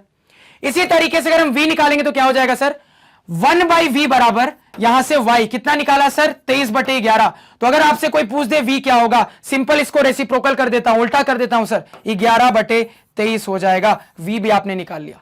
तो आपने अपने इक्वेशंस को सॉल्व करके एक सॉल्यूशन निकाल लिया सर, u और v की वैल्यू निकाल ली। फिलहाल इतना नोट डाउन करो, कहानी अभी खत्म नहीं हुई है, अभी बहुत इंटरेस्टिंग चीज बाकी है। कर लिया नोट डाउन? अब देखो यहां पे मैं आपको कहना चाहूंगा सर कि ये जो नॉन लीनियर इक्वेशन है ना, इसका सॉल्यूशन बस ये एक नहीं, एक और सॉल्यूशन है। अब वो क्या है उस पर बात करते हैं।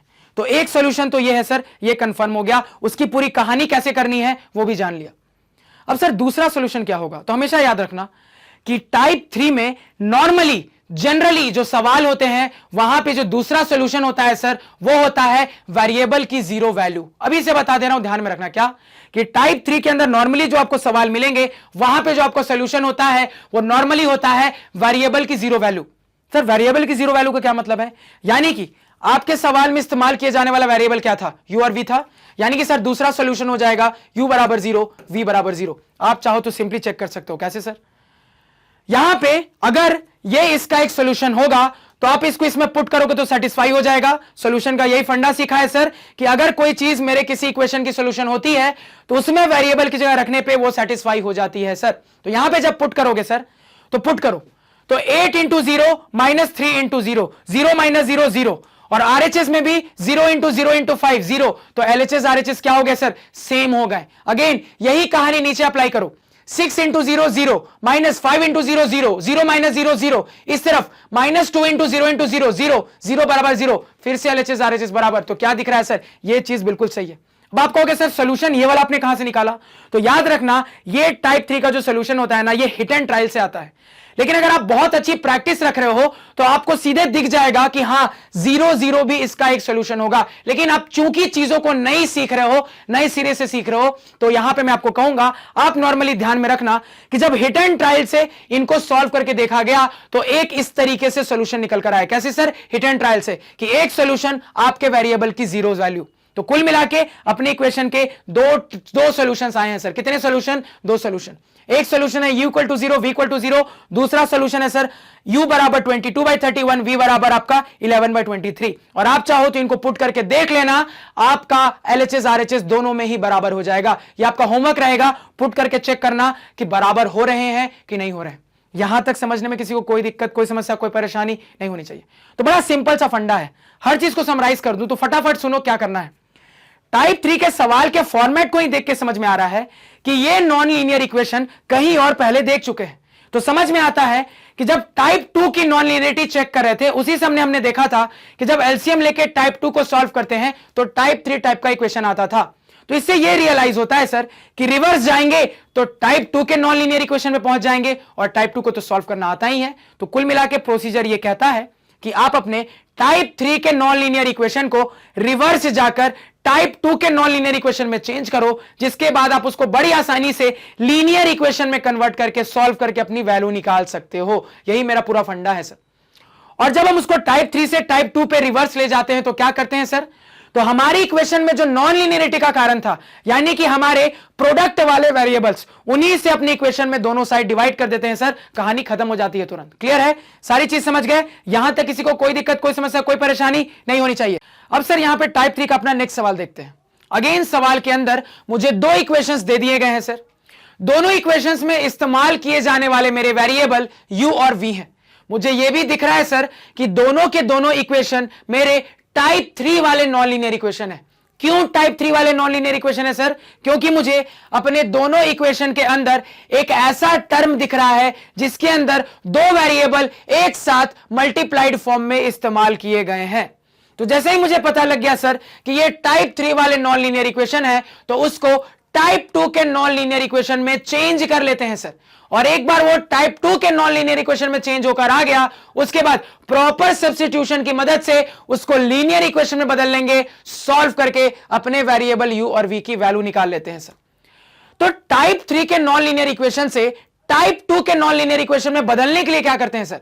तो उसके लिए हम ये ढूंढते हैं कि हमारे टाइप 3 के नॉन लीनियर इक्वेशन में नॉन लीनियरिटी का कारण कौन था। तो मुझे दिख रहा है कि यही प्रोडक्ट वाले वेरिएबल मेरे नॉन लीनियरिटी का कारण थे, यानी कि u इंटू वी मेरे नॉन लीनियरिटी का कारण है। तो हम अपने इक्वेशन में दोनों साइड अपने u इंटू वी से डिवाइड कर देते हैं सर, और यह करने के बाद ही हमारा टाइप 3 का नॉन लीनियर इक्वेशन टाइप 2 के नॉन लीनियर इक्वेशन में कन्वर्ट हो जाता है सर। ये सारी चीजें सीख कर आ रहे हैं, फटाफट यहां पे मेरे साथ साथ सवाल बनाना स्टार्ट करो। तो यहां पे क्या करेंगे सर? अपने दोनों के दोनों इक्वेशन में u इंटू वी से दोनों साइड डिवाइड कर लेंगे। स्टार्ट करो यहां पे। तो सर पहला इक्वेशन है 3 ब्रैकेट के अंदर 2u प्लस v बराबर यहां पे 7uv, और यहां पे सर दूसरा इक्वेशन है मेरा 3 ब्रैकेट के अंदर u प्लस 3v बराबर यहां पे सर 11uv। क्लियर है? अब यहां पे इक्वेशन में दोनों साइड u इंटू वी से डिवाइड कर दे सर, तो क्या हो जाएगा सर? तो इक्वेशन में दोनों साइड अगर हम u इंटू वी से डिवाइड कर दे तो हमारे पास कुछ u निकल के आ रहा है सर। ये uv कैंसिल हो गया। यहां पे सर सॉल्व करेंगे, 3 बाहर है, बाहर ही रहने देते हैं। ब्रैकेट के अंदर 2u डिवाइडेड बाय uv हो जाएगा सर, सिंपल। यहां पे प्लस कितना हो जाएगा sir? v divided by uv हो जाएगा। इस स्टेप में किसी को समस्या है क्या? नहीं होनी चाहिए। क्या क्या है सर? सिंपली अपने 3 को बाहर था, बाहर ही रहने दिया है, इस uv से अपने दोनों टर्म को डिवाइड करके लिख लिया है, दैट्स इट। आगे इधर क्या बचा है सर? मेरे पास 7 बचा है, लिख लिया सर। यहां पे सर u से u गया, v से v गया, तो मेरे पास आ रहा है 3 ब्रैकेट के बाहर है सर, यहां पे 2 बाई वी प्लस यहां पे कितना आ रहा है सर? 1 बाई यू निकल के आ रहा है, बराबर 7 आ रहा है। यहां तक कोई दिक्कत?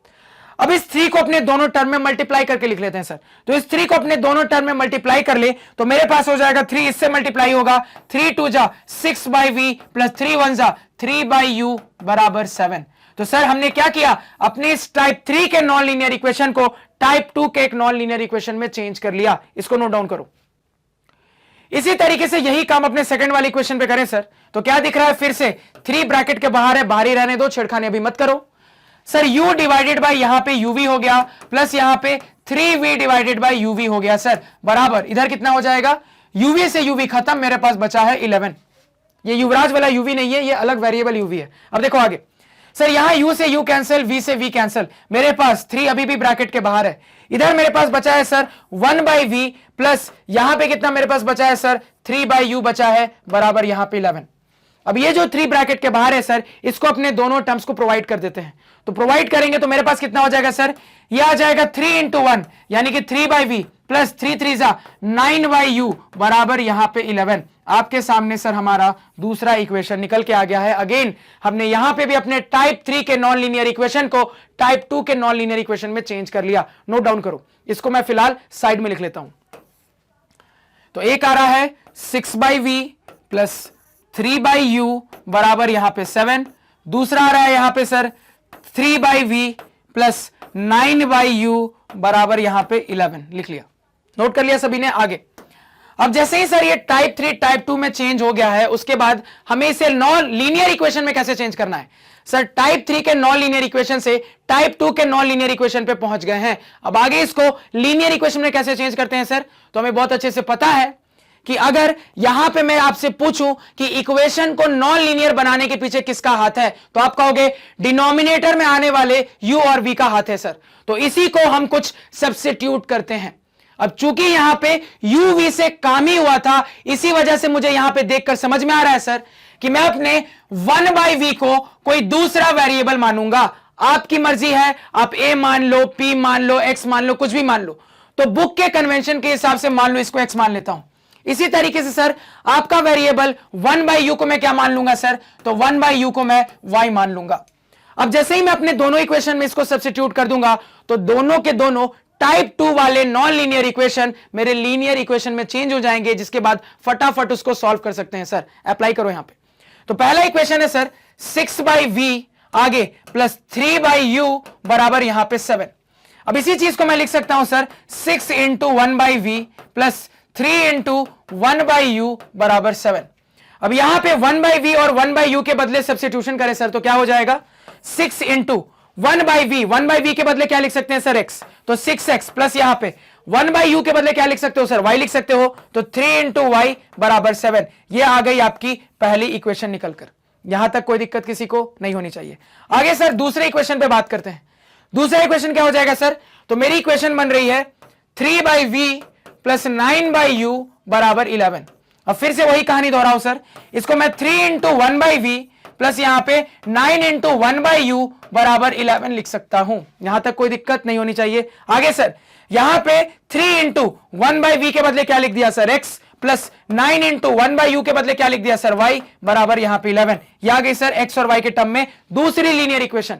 तो मैंने अपने दोनों टाइप 2 वाले नॉन लीनियर इक्वेशन को लीनियर इक्वेशन में क्या कर लिया है सर? चेंज कर लिया है। अब आगे की कहानी मुझे पता है सर, मैं इसको मेथड नंबर 1 या फिर मेथड नंबर 2 की मदद से सॉल्व करके x और y निकाल सकता हूं, जिसके बाद मेरा u और v निकल कर आ जाएगा। तो कैसे सॉल्व करेंगे सर? सब्स्टिट्यूशन अवॉइड करेंगे। क्यों? क्योंकि मुझे पता है इक्वेटिंग द कोफिशिएंट ज्यादा फास्ट काम करेगा। अब इक्वेटिंग द कोफिशिएंट में भी क्या दिमाग लगाऊं सर? x को एलिमिनेट करने की कोशिश करूं कि y को? अब यहां पे आपकी मर्जी है, x को भी कर सकते हो, y को भी कर सकते हो। मान लो मैं x को करता हूं तो क्या दिमाग दिख रहा है? ध्यान से देखना सर, मेरे x वाले टर्म का कोफिशिएंट यहां 6 है, यहां 3 है। अब सीधे समझ में आ रहा है बिना एलसीएम लिए कि 3 को 6 बना दूंगा तो सर 6x सेम हो जाएगा, x का टर्म एलिमिनेट हो जाएगा, y के टर्म में इक्वेशन आ जाएगी, सॉल्व करके y निकाल लूंगा, y को पुट करूंगा x भी आ जाएगा, xy आ जाएगा, तो uv भी आ जाएगा सर। डायरेक्टली दिखा। आप चाहते तो y से भी सोच सकते थे। कैसे सोचोगे सर? y वाला एक टर्म था 3y, यहां था 9y, तो सर यहां 9y है, यहां 3y है, तो डायरेक्टली दिख रहा है 3 को 3 से मल्टीप्लाई कर दूंगा 9 बन जाएगा। तो सीधे इस इक्वेशन को अगर 3 से मल्टीप्लाई करके इसके साथ सॉल्व कर लेता तो भी बन जाता सर। अभी फिलहाल हम यहां पे क्या कर रहे हैं? अपने x को एलिमिनेट करने की कोशिश कर रहे हैं। तो यहां से क्या दिखा सर? इस 3 को 6 बनाना पड़ेगा। कैसे बनेगा सर? इंटू 2 करना पड़ेगा पूरे इक्वेशन में, दोनों साइड इंटू 2 करते हैं सर। मेरे पास आ रहा है यहां से 6x प्लस यहां से 18y बराबर 22। ये निकल के आ गया सर मेरे पास। यहां तक कोई दिक्कत नहीं होनी चाहिए। अब दोनों के दोनों इक्वेशन मुझे दिख रहा है सर कि मेरे x वाले टर्म सेम है, तो इसको हम सॉल्व करके बड़ी आसानी से अपना y कैलकुलेट कर सकते हैं। तो अपने x वाले टर्म को कैसे एलिमिनेट करोगे सर? तो यहां पर अगर मैं अपने दोनों इक्वेशन को सब्ट्रैक्ट कर दूं तो मेरा x वाला टर्म एलिमिनेट हो जाएगा। करो सब्ट्रैक्ट। तो सर एक है 6x प्लस 3y बराबर 7, दूसरा है 6x प्लस 18y बराबर 22। सब्ट्रैक्ट करो सर, साइन चेंज, प्लस बना माइनस, प्लस बना माइनस, प्लस बना माइनस, 6x से 6x खत्म sir, plus 3y minus 18y कितना बचा सर? माइनस 15y बराबर इधर कितना हो गया सर? 7 माइनस 22 कितना बचा सर? माइनस 15 बचा। कितना बचा सर? माइनस 15। तो माइनस से माइनस गया, 15 से 15 गया, y की वैल्यू 1 निकल के आ गई सर, y की वैल्यू 1 निकल के आ गई। नोट डाउन करो इसको। तो यहां पे साइड में लिख लेते हैं y 1 निकल के आ गया।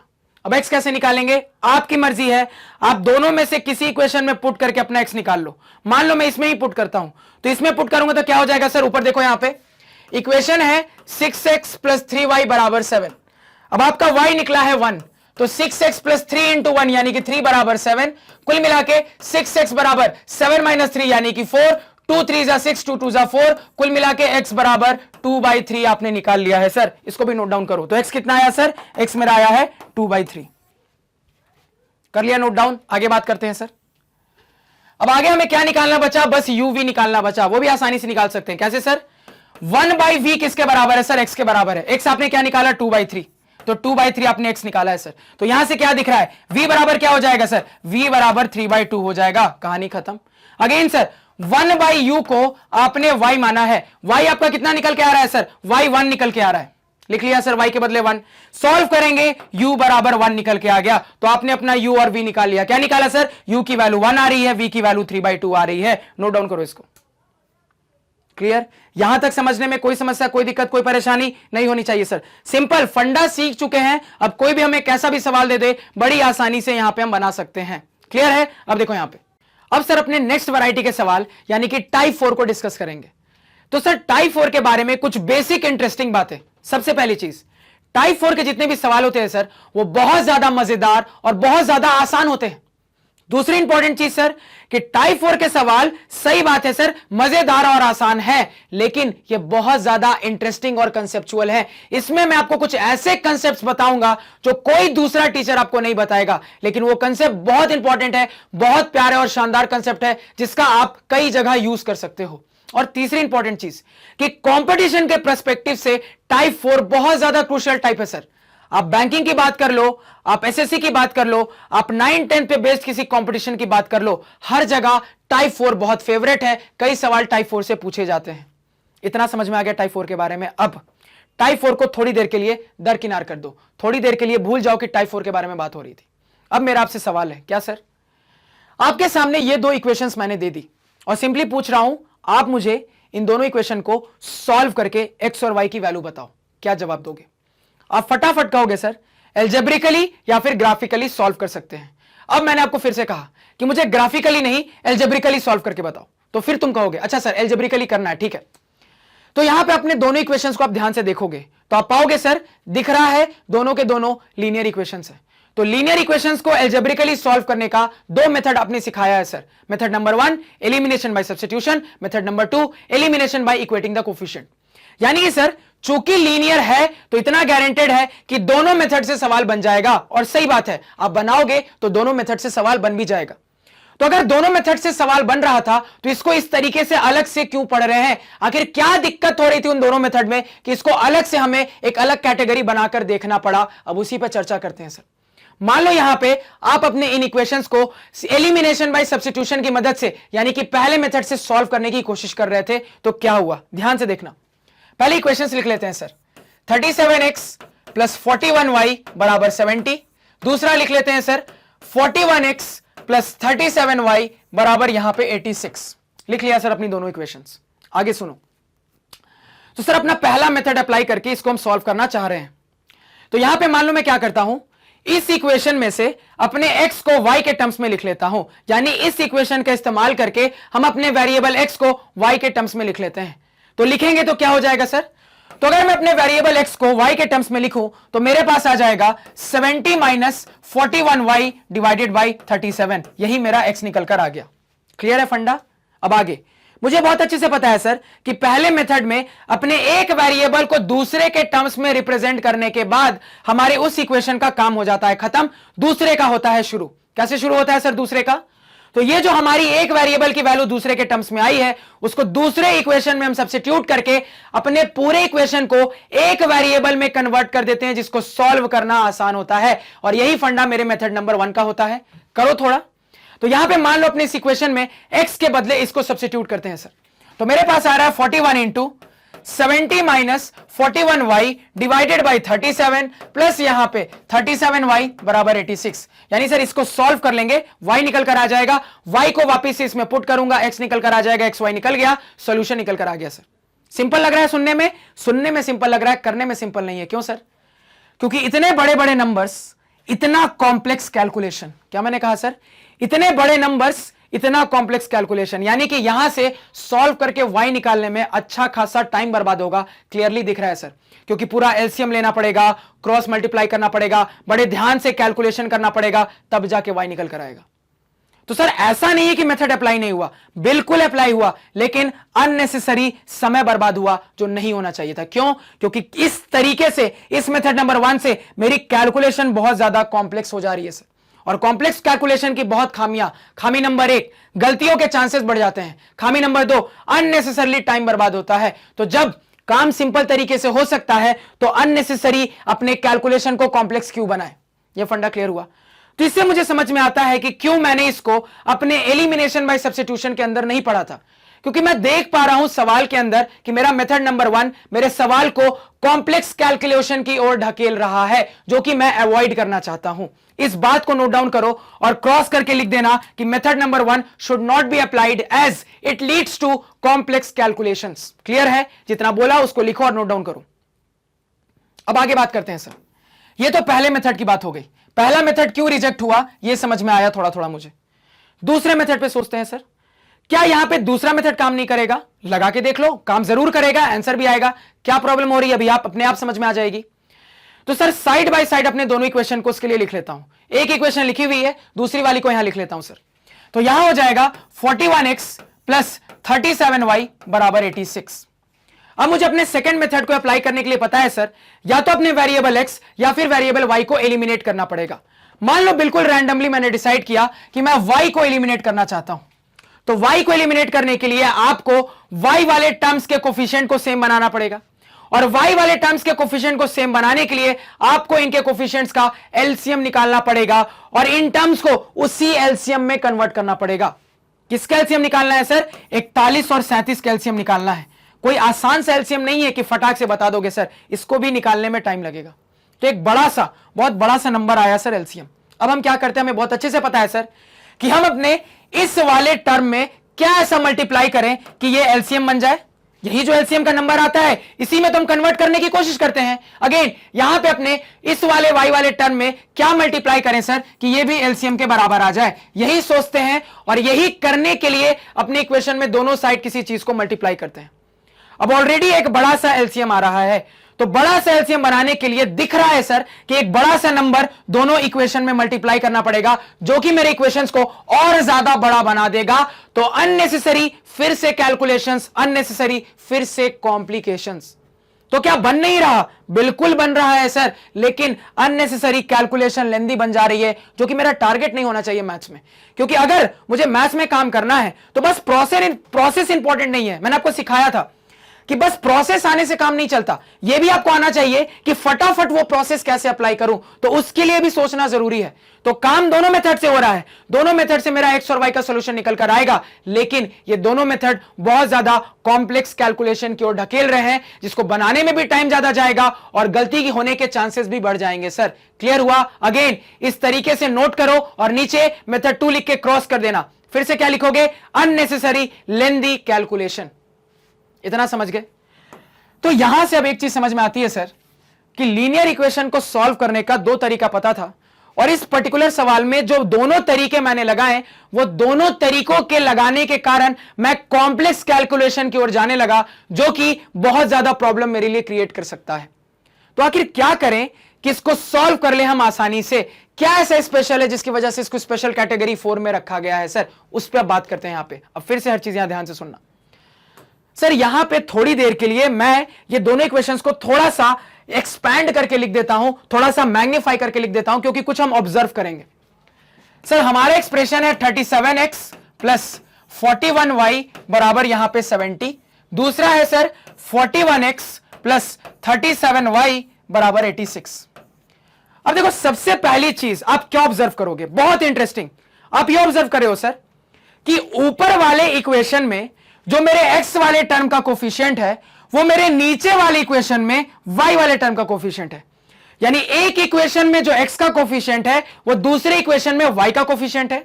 इसी तरीके से एक इक्वेशन में जो y का कोफिशिएंट है वो दूसरे इक्वेशन में x का कोफिशिएंट है।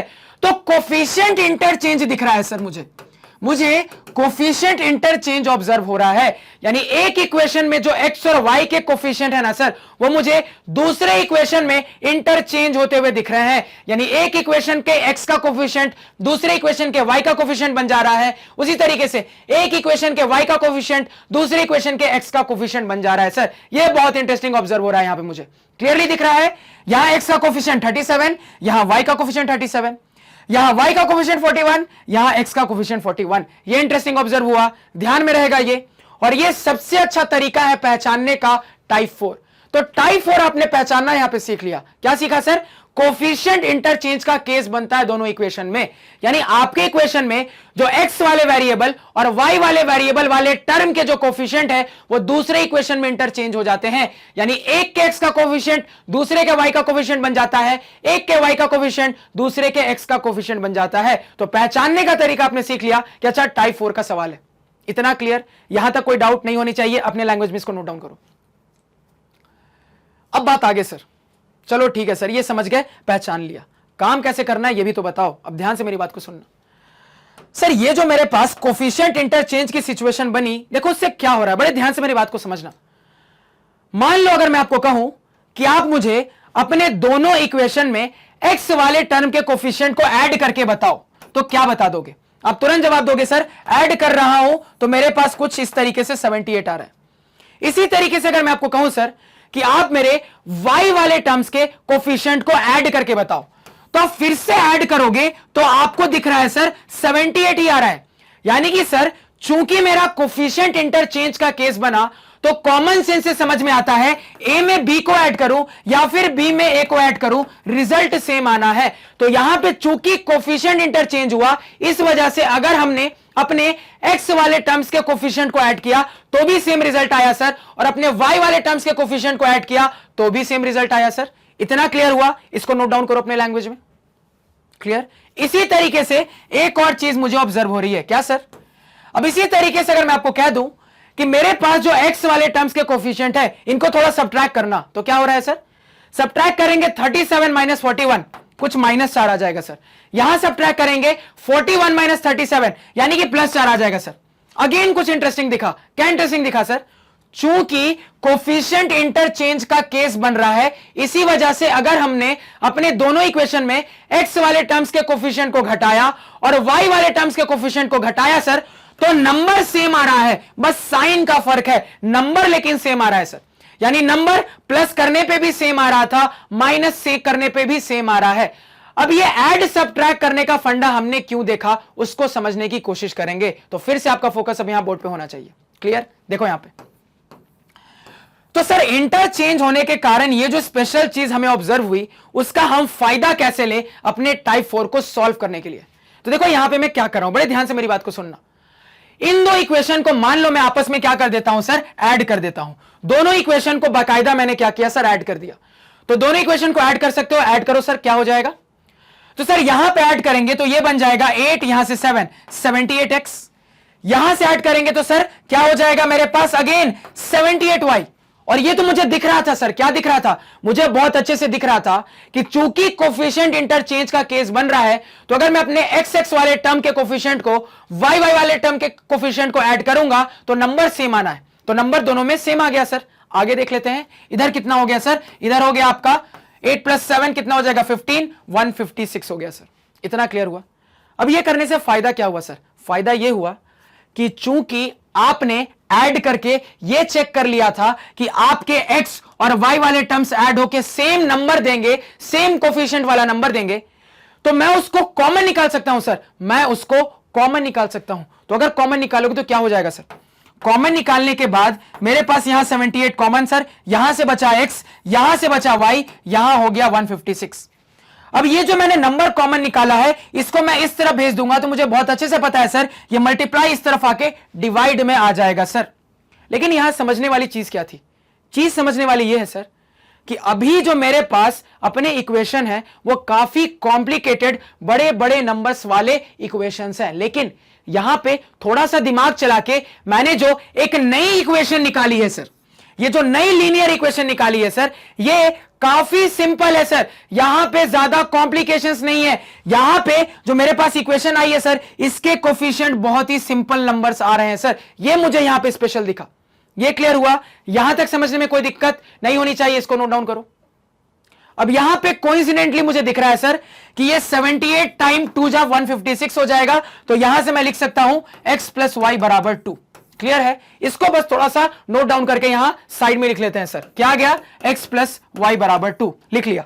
क्लियर? अब इसी तरीके से आगे सुनो। अब यहां पे इसी तरीके से अगर मैं अपने दोनों इक्वेशन को सब्ट्रैक्ट कर देता हूं, क्या होगा सर? साइन चेंज हो जाएगा। ये माइनस बन गया सर, ये भी माइनस बन गया सर, ये भी माइनस बन गया सर। अब मेरे पास क्या रिजल्ट आ रहा है सर, 37 माइनस 41 कुल मिला के -4x। आगे सर 41 माइनस 37 कुल मिला के सर +4y आगे बराबर सर 70 माइनस 86 कुल मिला के -16। अब अगेन यहां से मैं क्या कर सकता हूं सर, 4 को कॉमन निकाल सकता हूं। तो अगर मैं 4 को कॉमन निकालूंगा तो क्या दिख रहा है सर, -x प्लस यहां पे आपका y हो जाएगा बराबर -16। यानी कि अगर मैं इस 4 को उस तरह भेज दूं तो मेरे पास -x प्लस y बराबर -16/4 निकल के आ रहा है। अब फिर से मेरी बात सुनो, फिर से क्या दिखा सर, इन दो इक्वेशन को घटाकर जो मैंने अपनी नई लीनियर इक्वेशन निकाली है वो इनके मुकाबले काफी simple and easy to use है सर, काफी यूजर फ्रेंडली इक्वेशन आई है। क्यों? क्योंकि इसके जो मेरे कोएफिशिएंट्स आ रहे हैं सर बड़े सिंपल नंबर है, 1 1 आ रहे हैं सर। इन इक्वेशन पे ऑपरेट करना बहुत आसान है सर, यानी इन इक्वेशन के मुकाबले ये जो मेरी एक और नई इक्वेशन निकल कर आई ये काफी ज्यादा सिंपल है सर, काफी यूजर फ्रेंडली है। इस इक्वेशन को भी यहां लिख लेते हैं। क्या रहा है सर, -x प्लस y बराबर -16/4। सॉल्व करोगे -4 आ जाएगा। यहां तक क्लियर? नोट डाउन करो, थोड़ा फ्रेम छोड़ देता हूं, नोट डाउन करो। अब यहां पे देखो, अब ये करने के बाद क्या सर, ध्यान से मेरी बात को सुनना। आपने सर अपने इन दो इक्वेशंस में कुछ स्पेशल ऑब्जर्व किया और वो स्पेशल होने के कारण ये टाइप 4 की कैटेगरी में गया। और यहां पे आपने किस तरीके से आगे बढ़े सर, तो आप अपने x और y की वैल्यू निकालने के लिए आपने कुछ इंटरेस्टिंग कर दिया। आपने अपने दोनों इक्वेशन को ऐड करके एक नई इक्वेशन बनाई जो कि इनके मुकाबले काफी सिंपल बनकर आई। सिंपल क्यों बनकर आई, समझ गए थे सर, क्योंकि नंबर्स इस तरीके से इंटरचेंज के फॉर्म में थे ना कि जब ऐड भी कर रहे थे तो नंबर सेम आ रहे थे, सबट्रैक्ट भी कर रहे थे तो नंबर सेम आ रहे थे। तो चूंकि नंबर सेम आ रहे थे मैं सीधे x और y से उसको कॉमन निकाल के दूसरी तरफ भेज सकता हूं, सीधे x और y से कॉमन निकाल के दूसरी तरफ भेज सकता हूं। तो सेम आने का यह फायदा हुआ सर। और इसी के कारण मेरे इन दो इक्वेशंस की मदद से मेरे पास दो नए इक्वेशंस आए हैं सर जो कि काफी ज्यादा इनके मुकाबले तो सिंपल है सर, इनके मुकाबले ये तो काफी ज्यादा सिंपल और user friendly, easy to use है सर। ये फंडा क्लियर हुआ? ये कैसे आया सर, अपने दोनों इक्वेशन को ऐड करके आया। ये कैसे आया सर, अपने दोनों इक्वेशन को सबट्रैक्ट करके आया। अब आगे का फंडा क्या है सर, अब मेरी बात फिर से ध्यान से सुनना सर। ये जो मेरे पास इनको ऐड और सबट्रैक्ट करके दो नई इक्वेशंस आए हैं, इन दो इक्वेशंस को अगर मैं यहां पे क्या कर दूं सर, इन दो नई इक्वेशंस को यहां पे अगर मैं यहां पे सॉल्व कर दूंगा तो मेरे पास जो आंसर निकल कर आएगा सर, जो सॉल्यूशन निकल कर आएगा वही सॉल्यूशन मेरे इन ओरिजिनल इक्वेशन का भी होगा। बहुत इंटरेस्टिंग ऑब्जर्व किया सर। क्या ऑब्जर्व किया, मेरी बात यहां ध्यान से सुनना। पहली इक्वेशन लिख लेता हूं जो रब हो गया है। ये कितना आ रहा था, 156 डिवाइडेड बाय 78 यानी कि 2। यहां से कितना आ रहा था सर, सबट्रैक्ट करने पे माइनस एक्स प्लस वाई आ रहा था ना, plus Y is equal to यहां पे -4 आ रहा था शायद, हाँ -16/4, हाँ -4, ठीक है सही लिख लिया इक्वेशन। अब देखो यहां पे, तो सर यहां पे मैंने आपको क्या कह दिया, मैंने आपको कहा कि आप अपनी इन दो नई इक्वेशंस को सॉल्व करके जो x और y निकालोगे वो आपके इन दो इक्वेशन का सॉल्यूशन होगा। सही बात है, क्या मैंने कहा, आप अपनी इन दो नई इक्वेशन को सॉल्व करके जो x और y निकालोगे वो आपके इन इक्वेशन का सॉल्यूशन होगा। सही बात है सर, बिल्कुल सही बात है। लेकिन साथ साथ वो जो आपका x और y निकल कर आया है, वो जो आपका सॉल्यूशन निकल कर आया है, वो आपके इस कॉम्प्लिकेटेड ओरिजिनल इक्वेशन का भी सॉल्यूशन होगा सर। बहुत इंटरेस्टिंग, यानी कि दो इक्वेशन को सॉल्व करके, कैसे सॉल्व करके, दो इक्वेशन को ऐड और सबट्रैक्ट करके मैंने जो दो इक्वेशन निकाली है उनको सॉल्व करके जो मुझे सॉल्यूशन आ रहा है वही मेरे ओरिजिनल इक्वेशन का भी सॉल्यूशन बन जा रहा है। तो आखिर ऐसा क्यों हो रहा है सर, इसको थोड़ा सा हम समझते हैं। तो बड़े ध्यान से मेरी बात को समझना। यहां पे अगर आप इन चारों इक्वेशन से आने वाली 4 स्ट्रेट लाइन को ग्राफ पेपर पे प्लॉट करोगे तो देखो क्या हो जाएगा। बड़े ध्यान से बात को समझना। तो सर अगर आप यहां पे अपने इन चारों इक्वेशन को ग्राफ पे प्लॉट करने की कोशिश करोगे तो आपके पास जो 4 स्ट्रेट लाइन आएगी वो कुछ ऐसी दिखेंगी। बड़े ध्यान से देखना, ये कोई एक स्ट्रेट लाइन, ये कोई दूसरी स्ट्रेट लाइन, ये कोई तीसरी स्ट्रेट लाइन और यहां से ये कोई चौथी स्ट्रेट लाइन। अब क्या इंटरेस्टिंग ऑब्जर्व हो रहा है सर, ये 4 इक्वेशन से जो मेरे पास ये 1 2 3 और 4 स्ट्रेट लाइन आ रही है ना सर, ये चारों स्ट्रेट लाइन एक ही बिंदु से होकर पास कर रही है सर। ये चारों स्ट्रेट लाइन का एक ही इंटरसेक्शन पॉइंट है सर। ये इंटरेस्टिंग ऑब्जर्व हो रहा है। और ऑलरेडी हम ग्राफ से सीख कर आ रहे हैं सर कि हमारी जो दो इक्वेशन से आने वाली, दो स्ट्रेट लाइन से मिलने वाली इंटरसेक्शन पॉइंट होती है, वही तो मेरे उन इक्वेशंस का सॉल्यूशन होती है। तो यहां से क्या समझ में आता है, बहुत इंटरेस्टिंग, मुझे यह समझ में आता है कि आप इन चार में से कोई से भी दो इक्वेशन को ले लो, आप इन चार में से कोई से भी दो इक्वेशन को ले लो, तो वहां से दो स्ट्रेट लाइन आएगी, उसका एक इंटरसेक्शन पॉइंट होगा और वो उसका सॉल्यूशन होगा। ऑब्वियस सी बात है। यानी कि अगर मैंने अपनी इन इक्वेशंस को ग्राफ पे प्लॉट किया और यहां जो मुझे दिखा उसको यहां पे अप्लाई करूं, तो एक बहुत इंटरेस्टिंग चीज पता लगी सर। क्या? कि अगर मेरे पास दो इक्वेशंस हैं, उन दो इक्वेशंस को ऐड और सब्ट्रैक्ट करके अगर मैंने दो नए इक्वेशंस निकाले, अब आप इन चारों में से कोई भी दो इक्वेशन सेलेक्ट कर लो, आपका जो सॉल्यूशन आएगा सर वो सेम आएगा। क्यों सेम आएगा वो मुझे ग्राफ पे दिख रहा है, क्योंकि चारों लाइन इस तरीके से बनेंगी कि वो एक ही इंटरसेक्शन पॉइंट से होकर पास करेंगी। तो कोई भी दो ले लो, कोई भी दो लाइनें ले लो सर, इंटरसेक्शन पॉइंट वही रहने वाला है। और इंटरसेक्शन पॉइंट होता क्या है? ये एक्चुअली में मेरे इक्वेशन का सॉल्यूशन होता है सर। तो क्या समझ में आया? अगर आपके पास दो इक्वेशंस हैं, कहीं पे भी, कोई जरूरी नहीं है, बस टाइप 4 में जनरलाइज करके बता रहा हूं, कोई सी भी आपके पास दो लीनियर इक्वेशन है, उनको ऐड और सब्ट्रैक्ट करके दो नए इक्वेशंस बनाओ। आपके पास टोटल 4 इक्वेशन आ गई, चार में से किसी दो को सेलेक्ट करो, उनको सॉल्व करो, हर बार सेम सॉल्यूशन आएगा सर, सॉल्यूशन नहीं चेंज आएगा, सेम एक्स और वाई की वैल्यू आएगी सर। ग्राफिकली ये मुझे दिखेगा। अगर आपको विश्वास नहीं है तो आप ग्राफ पेपर पे बहुत अच्छे से प्लॉटिंग सीख चुके हो, मैंने आपको सब कुछ सिखाया है। आप इन चारों से आने वाले स्ट्रेट लाइन को ग्राफ पेपर पे प्लॉट करके देखना, तो तुम्हें दिखेगा कि चारों स्ट्रेट लाइन आपके एक ही पॉइंट से होकर पास कर रही है, चारों का इंटरसेक्शन पॉइंट सेम बनकर आएगा। होमवर्क इसको करके देखना। तो ये जो आपको मैंने इंटरेस्टिंग यहां पे फंडा बताया ना, कोई टीचर आपको नहीं बताएगा कि दो लीनियर इक्वेशन को आप ऐड और सब्ट्रैक्ट करके अगर दो नए लीनियर इक्वेशन बना रहे हो, तो टोटल आपके पास अब 4 लीनियर इक्वेशन हो गई है। चार में से किसी दो को सिलेक्ट करो, अपनी मर्जी से किसी दो को सिलेक्ट करो, और उन दो को जब सॉल्व करके आप एक्स और वाई निकालोगे, तो हर केस में सॉल्यूशन सेम आना है। हर केस में आपके एक्स और वाई की वैल्यू बिल्कुल सेम आनी है सर, कोई डिफरेंस नहीं होगा, और वो चीज मुझे ग्राफिकली दिख जाती है सर। तो ये जो आपको फंडा, जो कंसेप्ट बताया, बहुत इंटरेस्टिंग। तो देखो करना क्या है, बहुत सिंपल है। करना बहुत सिंपल है कि आपको पता है कि कभी भी इस तरीके से कोफिशिएंट इंटरचेंज का केस बने तो वो टाइप 4 की कैटेगरी में चला जाता है। तो आपको लीनियर इक्वेशन दे दिए जाएंगे एग्जाम में, कोफिशिएंट इंटरचेंज दिख जाएगा, तुरंत समझ जाओगे टाइप 4 के वैरायटी का सवाल है। क्या करना पड़ेगा? दोनों इक्वेशन को ऐड और सब्ट्रैक्ट करके दो नए इक्वेशन निकालोगे। अच्छे से वो जो इक्वेशन आएंगे आपको दिखेगा कि वो अब ज्यादा सिंप्लीफाइड फॉर्म में है।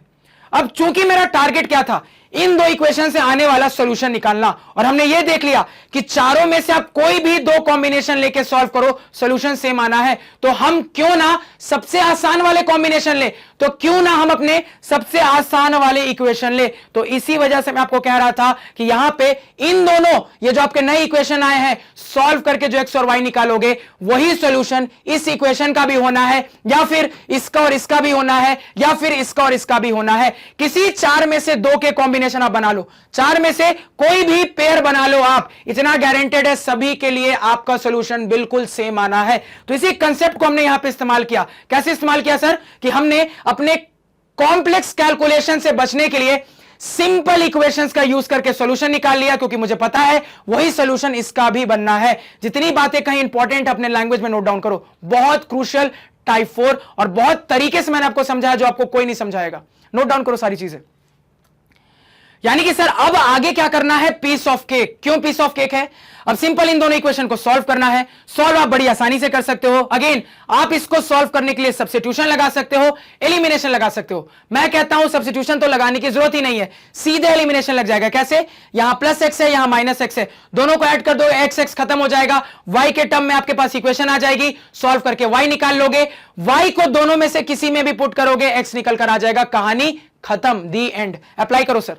तो एक इक्वेशन आ रही है, ये तो येलो है, आपको दिखेगा नहीं, कलर चेंज कर लेते हैं थोड़ा सा। यहां पे एक इक्वेशन आ रही है x plus Y is equal to 2, दूसरी आ रही है minus X plus Y is equal to -4। दोनों को ऐड करेंगे सर, x और x खत्म हो गया मेरा, y प्लस वाई 2y बन जाएगा, बराबर यहां पे 2 - 4 -2 बन गया, 2 से 2 खत्म हुआ, y इज इक्वल टू -1 निकल के आया।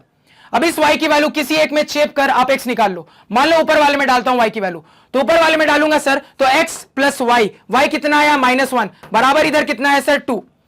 अब यहां पे सर इसको मैं लिख सकता हूं x प्लस माइनस -1 बराबर 2, -1 को इस तरफ भेज दूंगा सर तो x बराबर 2 + 1 कुल मिला के 3, आपके x की वैल्यू 3 निकल के आ गई। तो आपने सॉल्व करके x और y की वैल्यू निकाल ली सर, और यही तो मेरी रिक्वायरमेंट थी, क्योंकि मुझे पता है ये जो मेरा x = 3 y = -1 आया है वो मेरे इन दो इक्वेशन का सॉल्यूशन है, लेकिन इसी के साथ साथ ये मेरे चारों में से किसी भी दो इक्वेशन का भी सॉल्यूशन है, यानी कि यही x और y मेरे इन इक्वेशन का भी सॉल्यूशन है। बहुत शानदार कंसेप्ट, बहुत इंपॉर्टेंट फंडे। मैंने आपको कहा था ना, आसान है, मजेदार है, लेकिन साथ साथ कंसेप्चुअल भी है, और आपके कंपटीशन का बहुत फेवरेट टाइप है ये। तो आई होप यहां पे आपको क्लियर हुआ होगा कि किस तरीके से हमें टाइप 4 में काम करना है। और भी इसमें सवाल देखेंगे लेकिन नेक्स्ट लेक्चर में। तो फिलहाल इस लेक्चर को यहीं पे एंड करते हैं। तो आई होप जितनी चीजें आपको समझाई बताई वो आपको समझ में आई होंगी। कहीं पे भी कुछ लग रहा है क्लियर नहीं हुआ है तो कोई दिक्कत नहीं है, आप कमेंट सेक्शन में जरूर बताना। तो आज के पढ़ाए हुए नोट्स आप हमारी ऑफिशियल वेबसाइट magnetbrains.com से डाउनलोड कर सकते हैं, जिसका लिंक वीडियो के डिस्क्रिप्शन में है। magnetbrains.com पे आपको क्लास 4 से लेकर 12 तक सारे सब्जेक्ट्स और कोर्सेज मिल जाते हैं, वो भी सिस्टमैटिक ऑर्डर में अरेंज्ड। Thank you.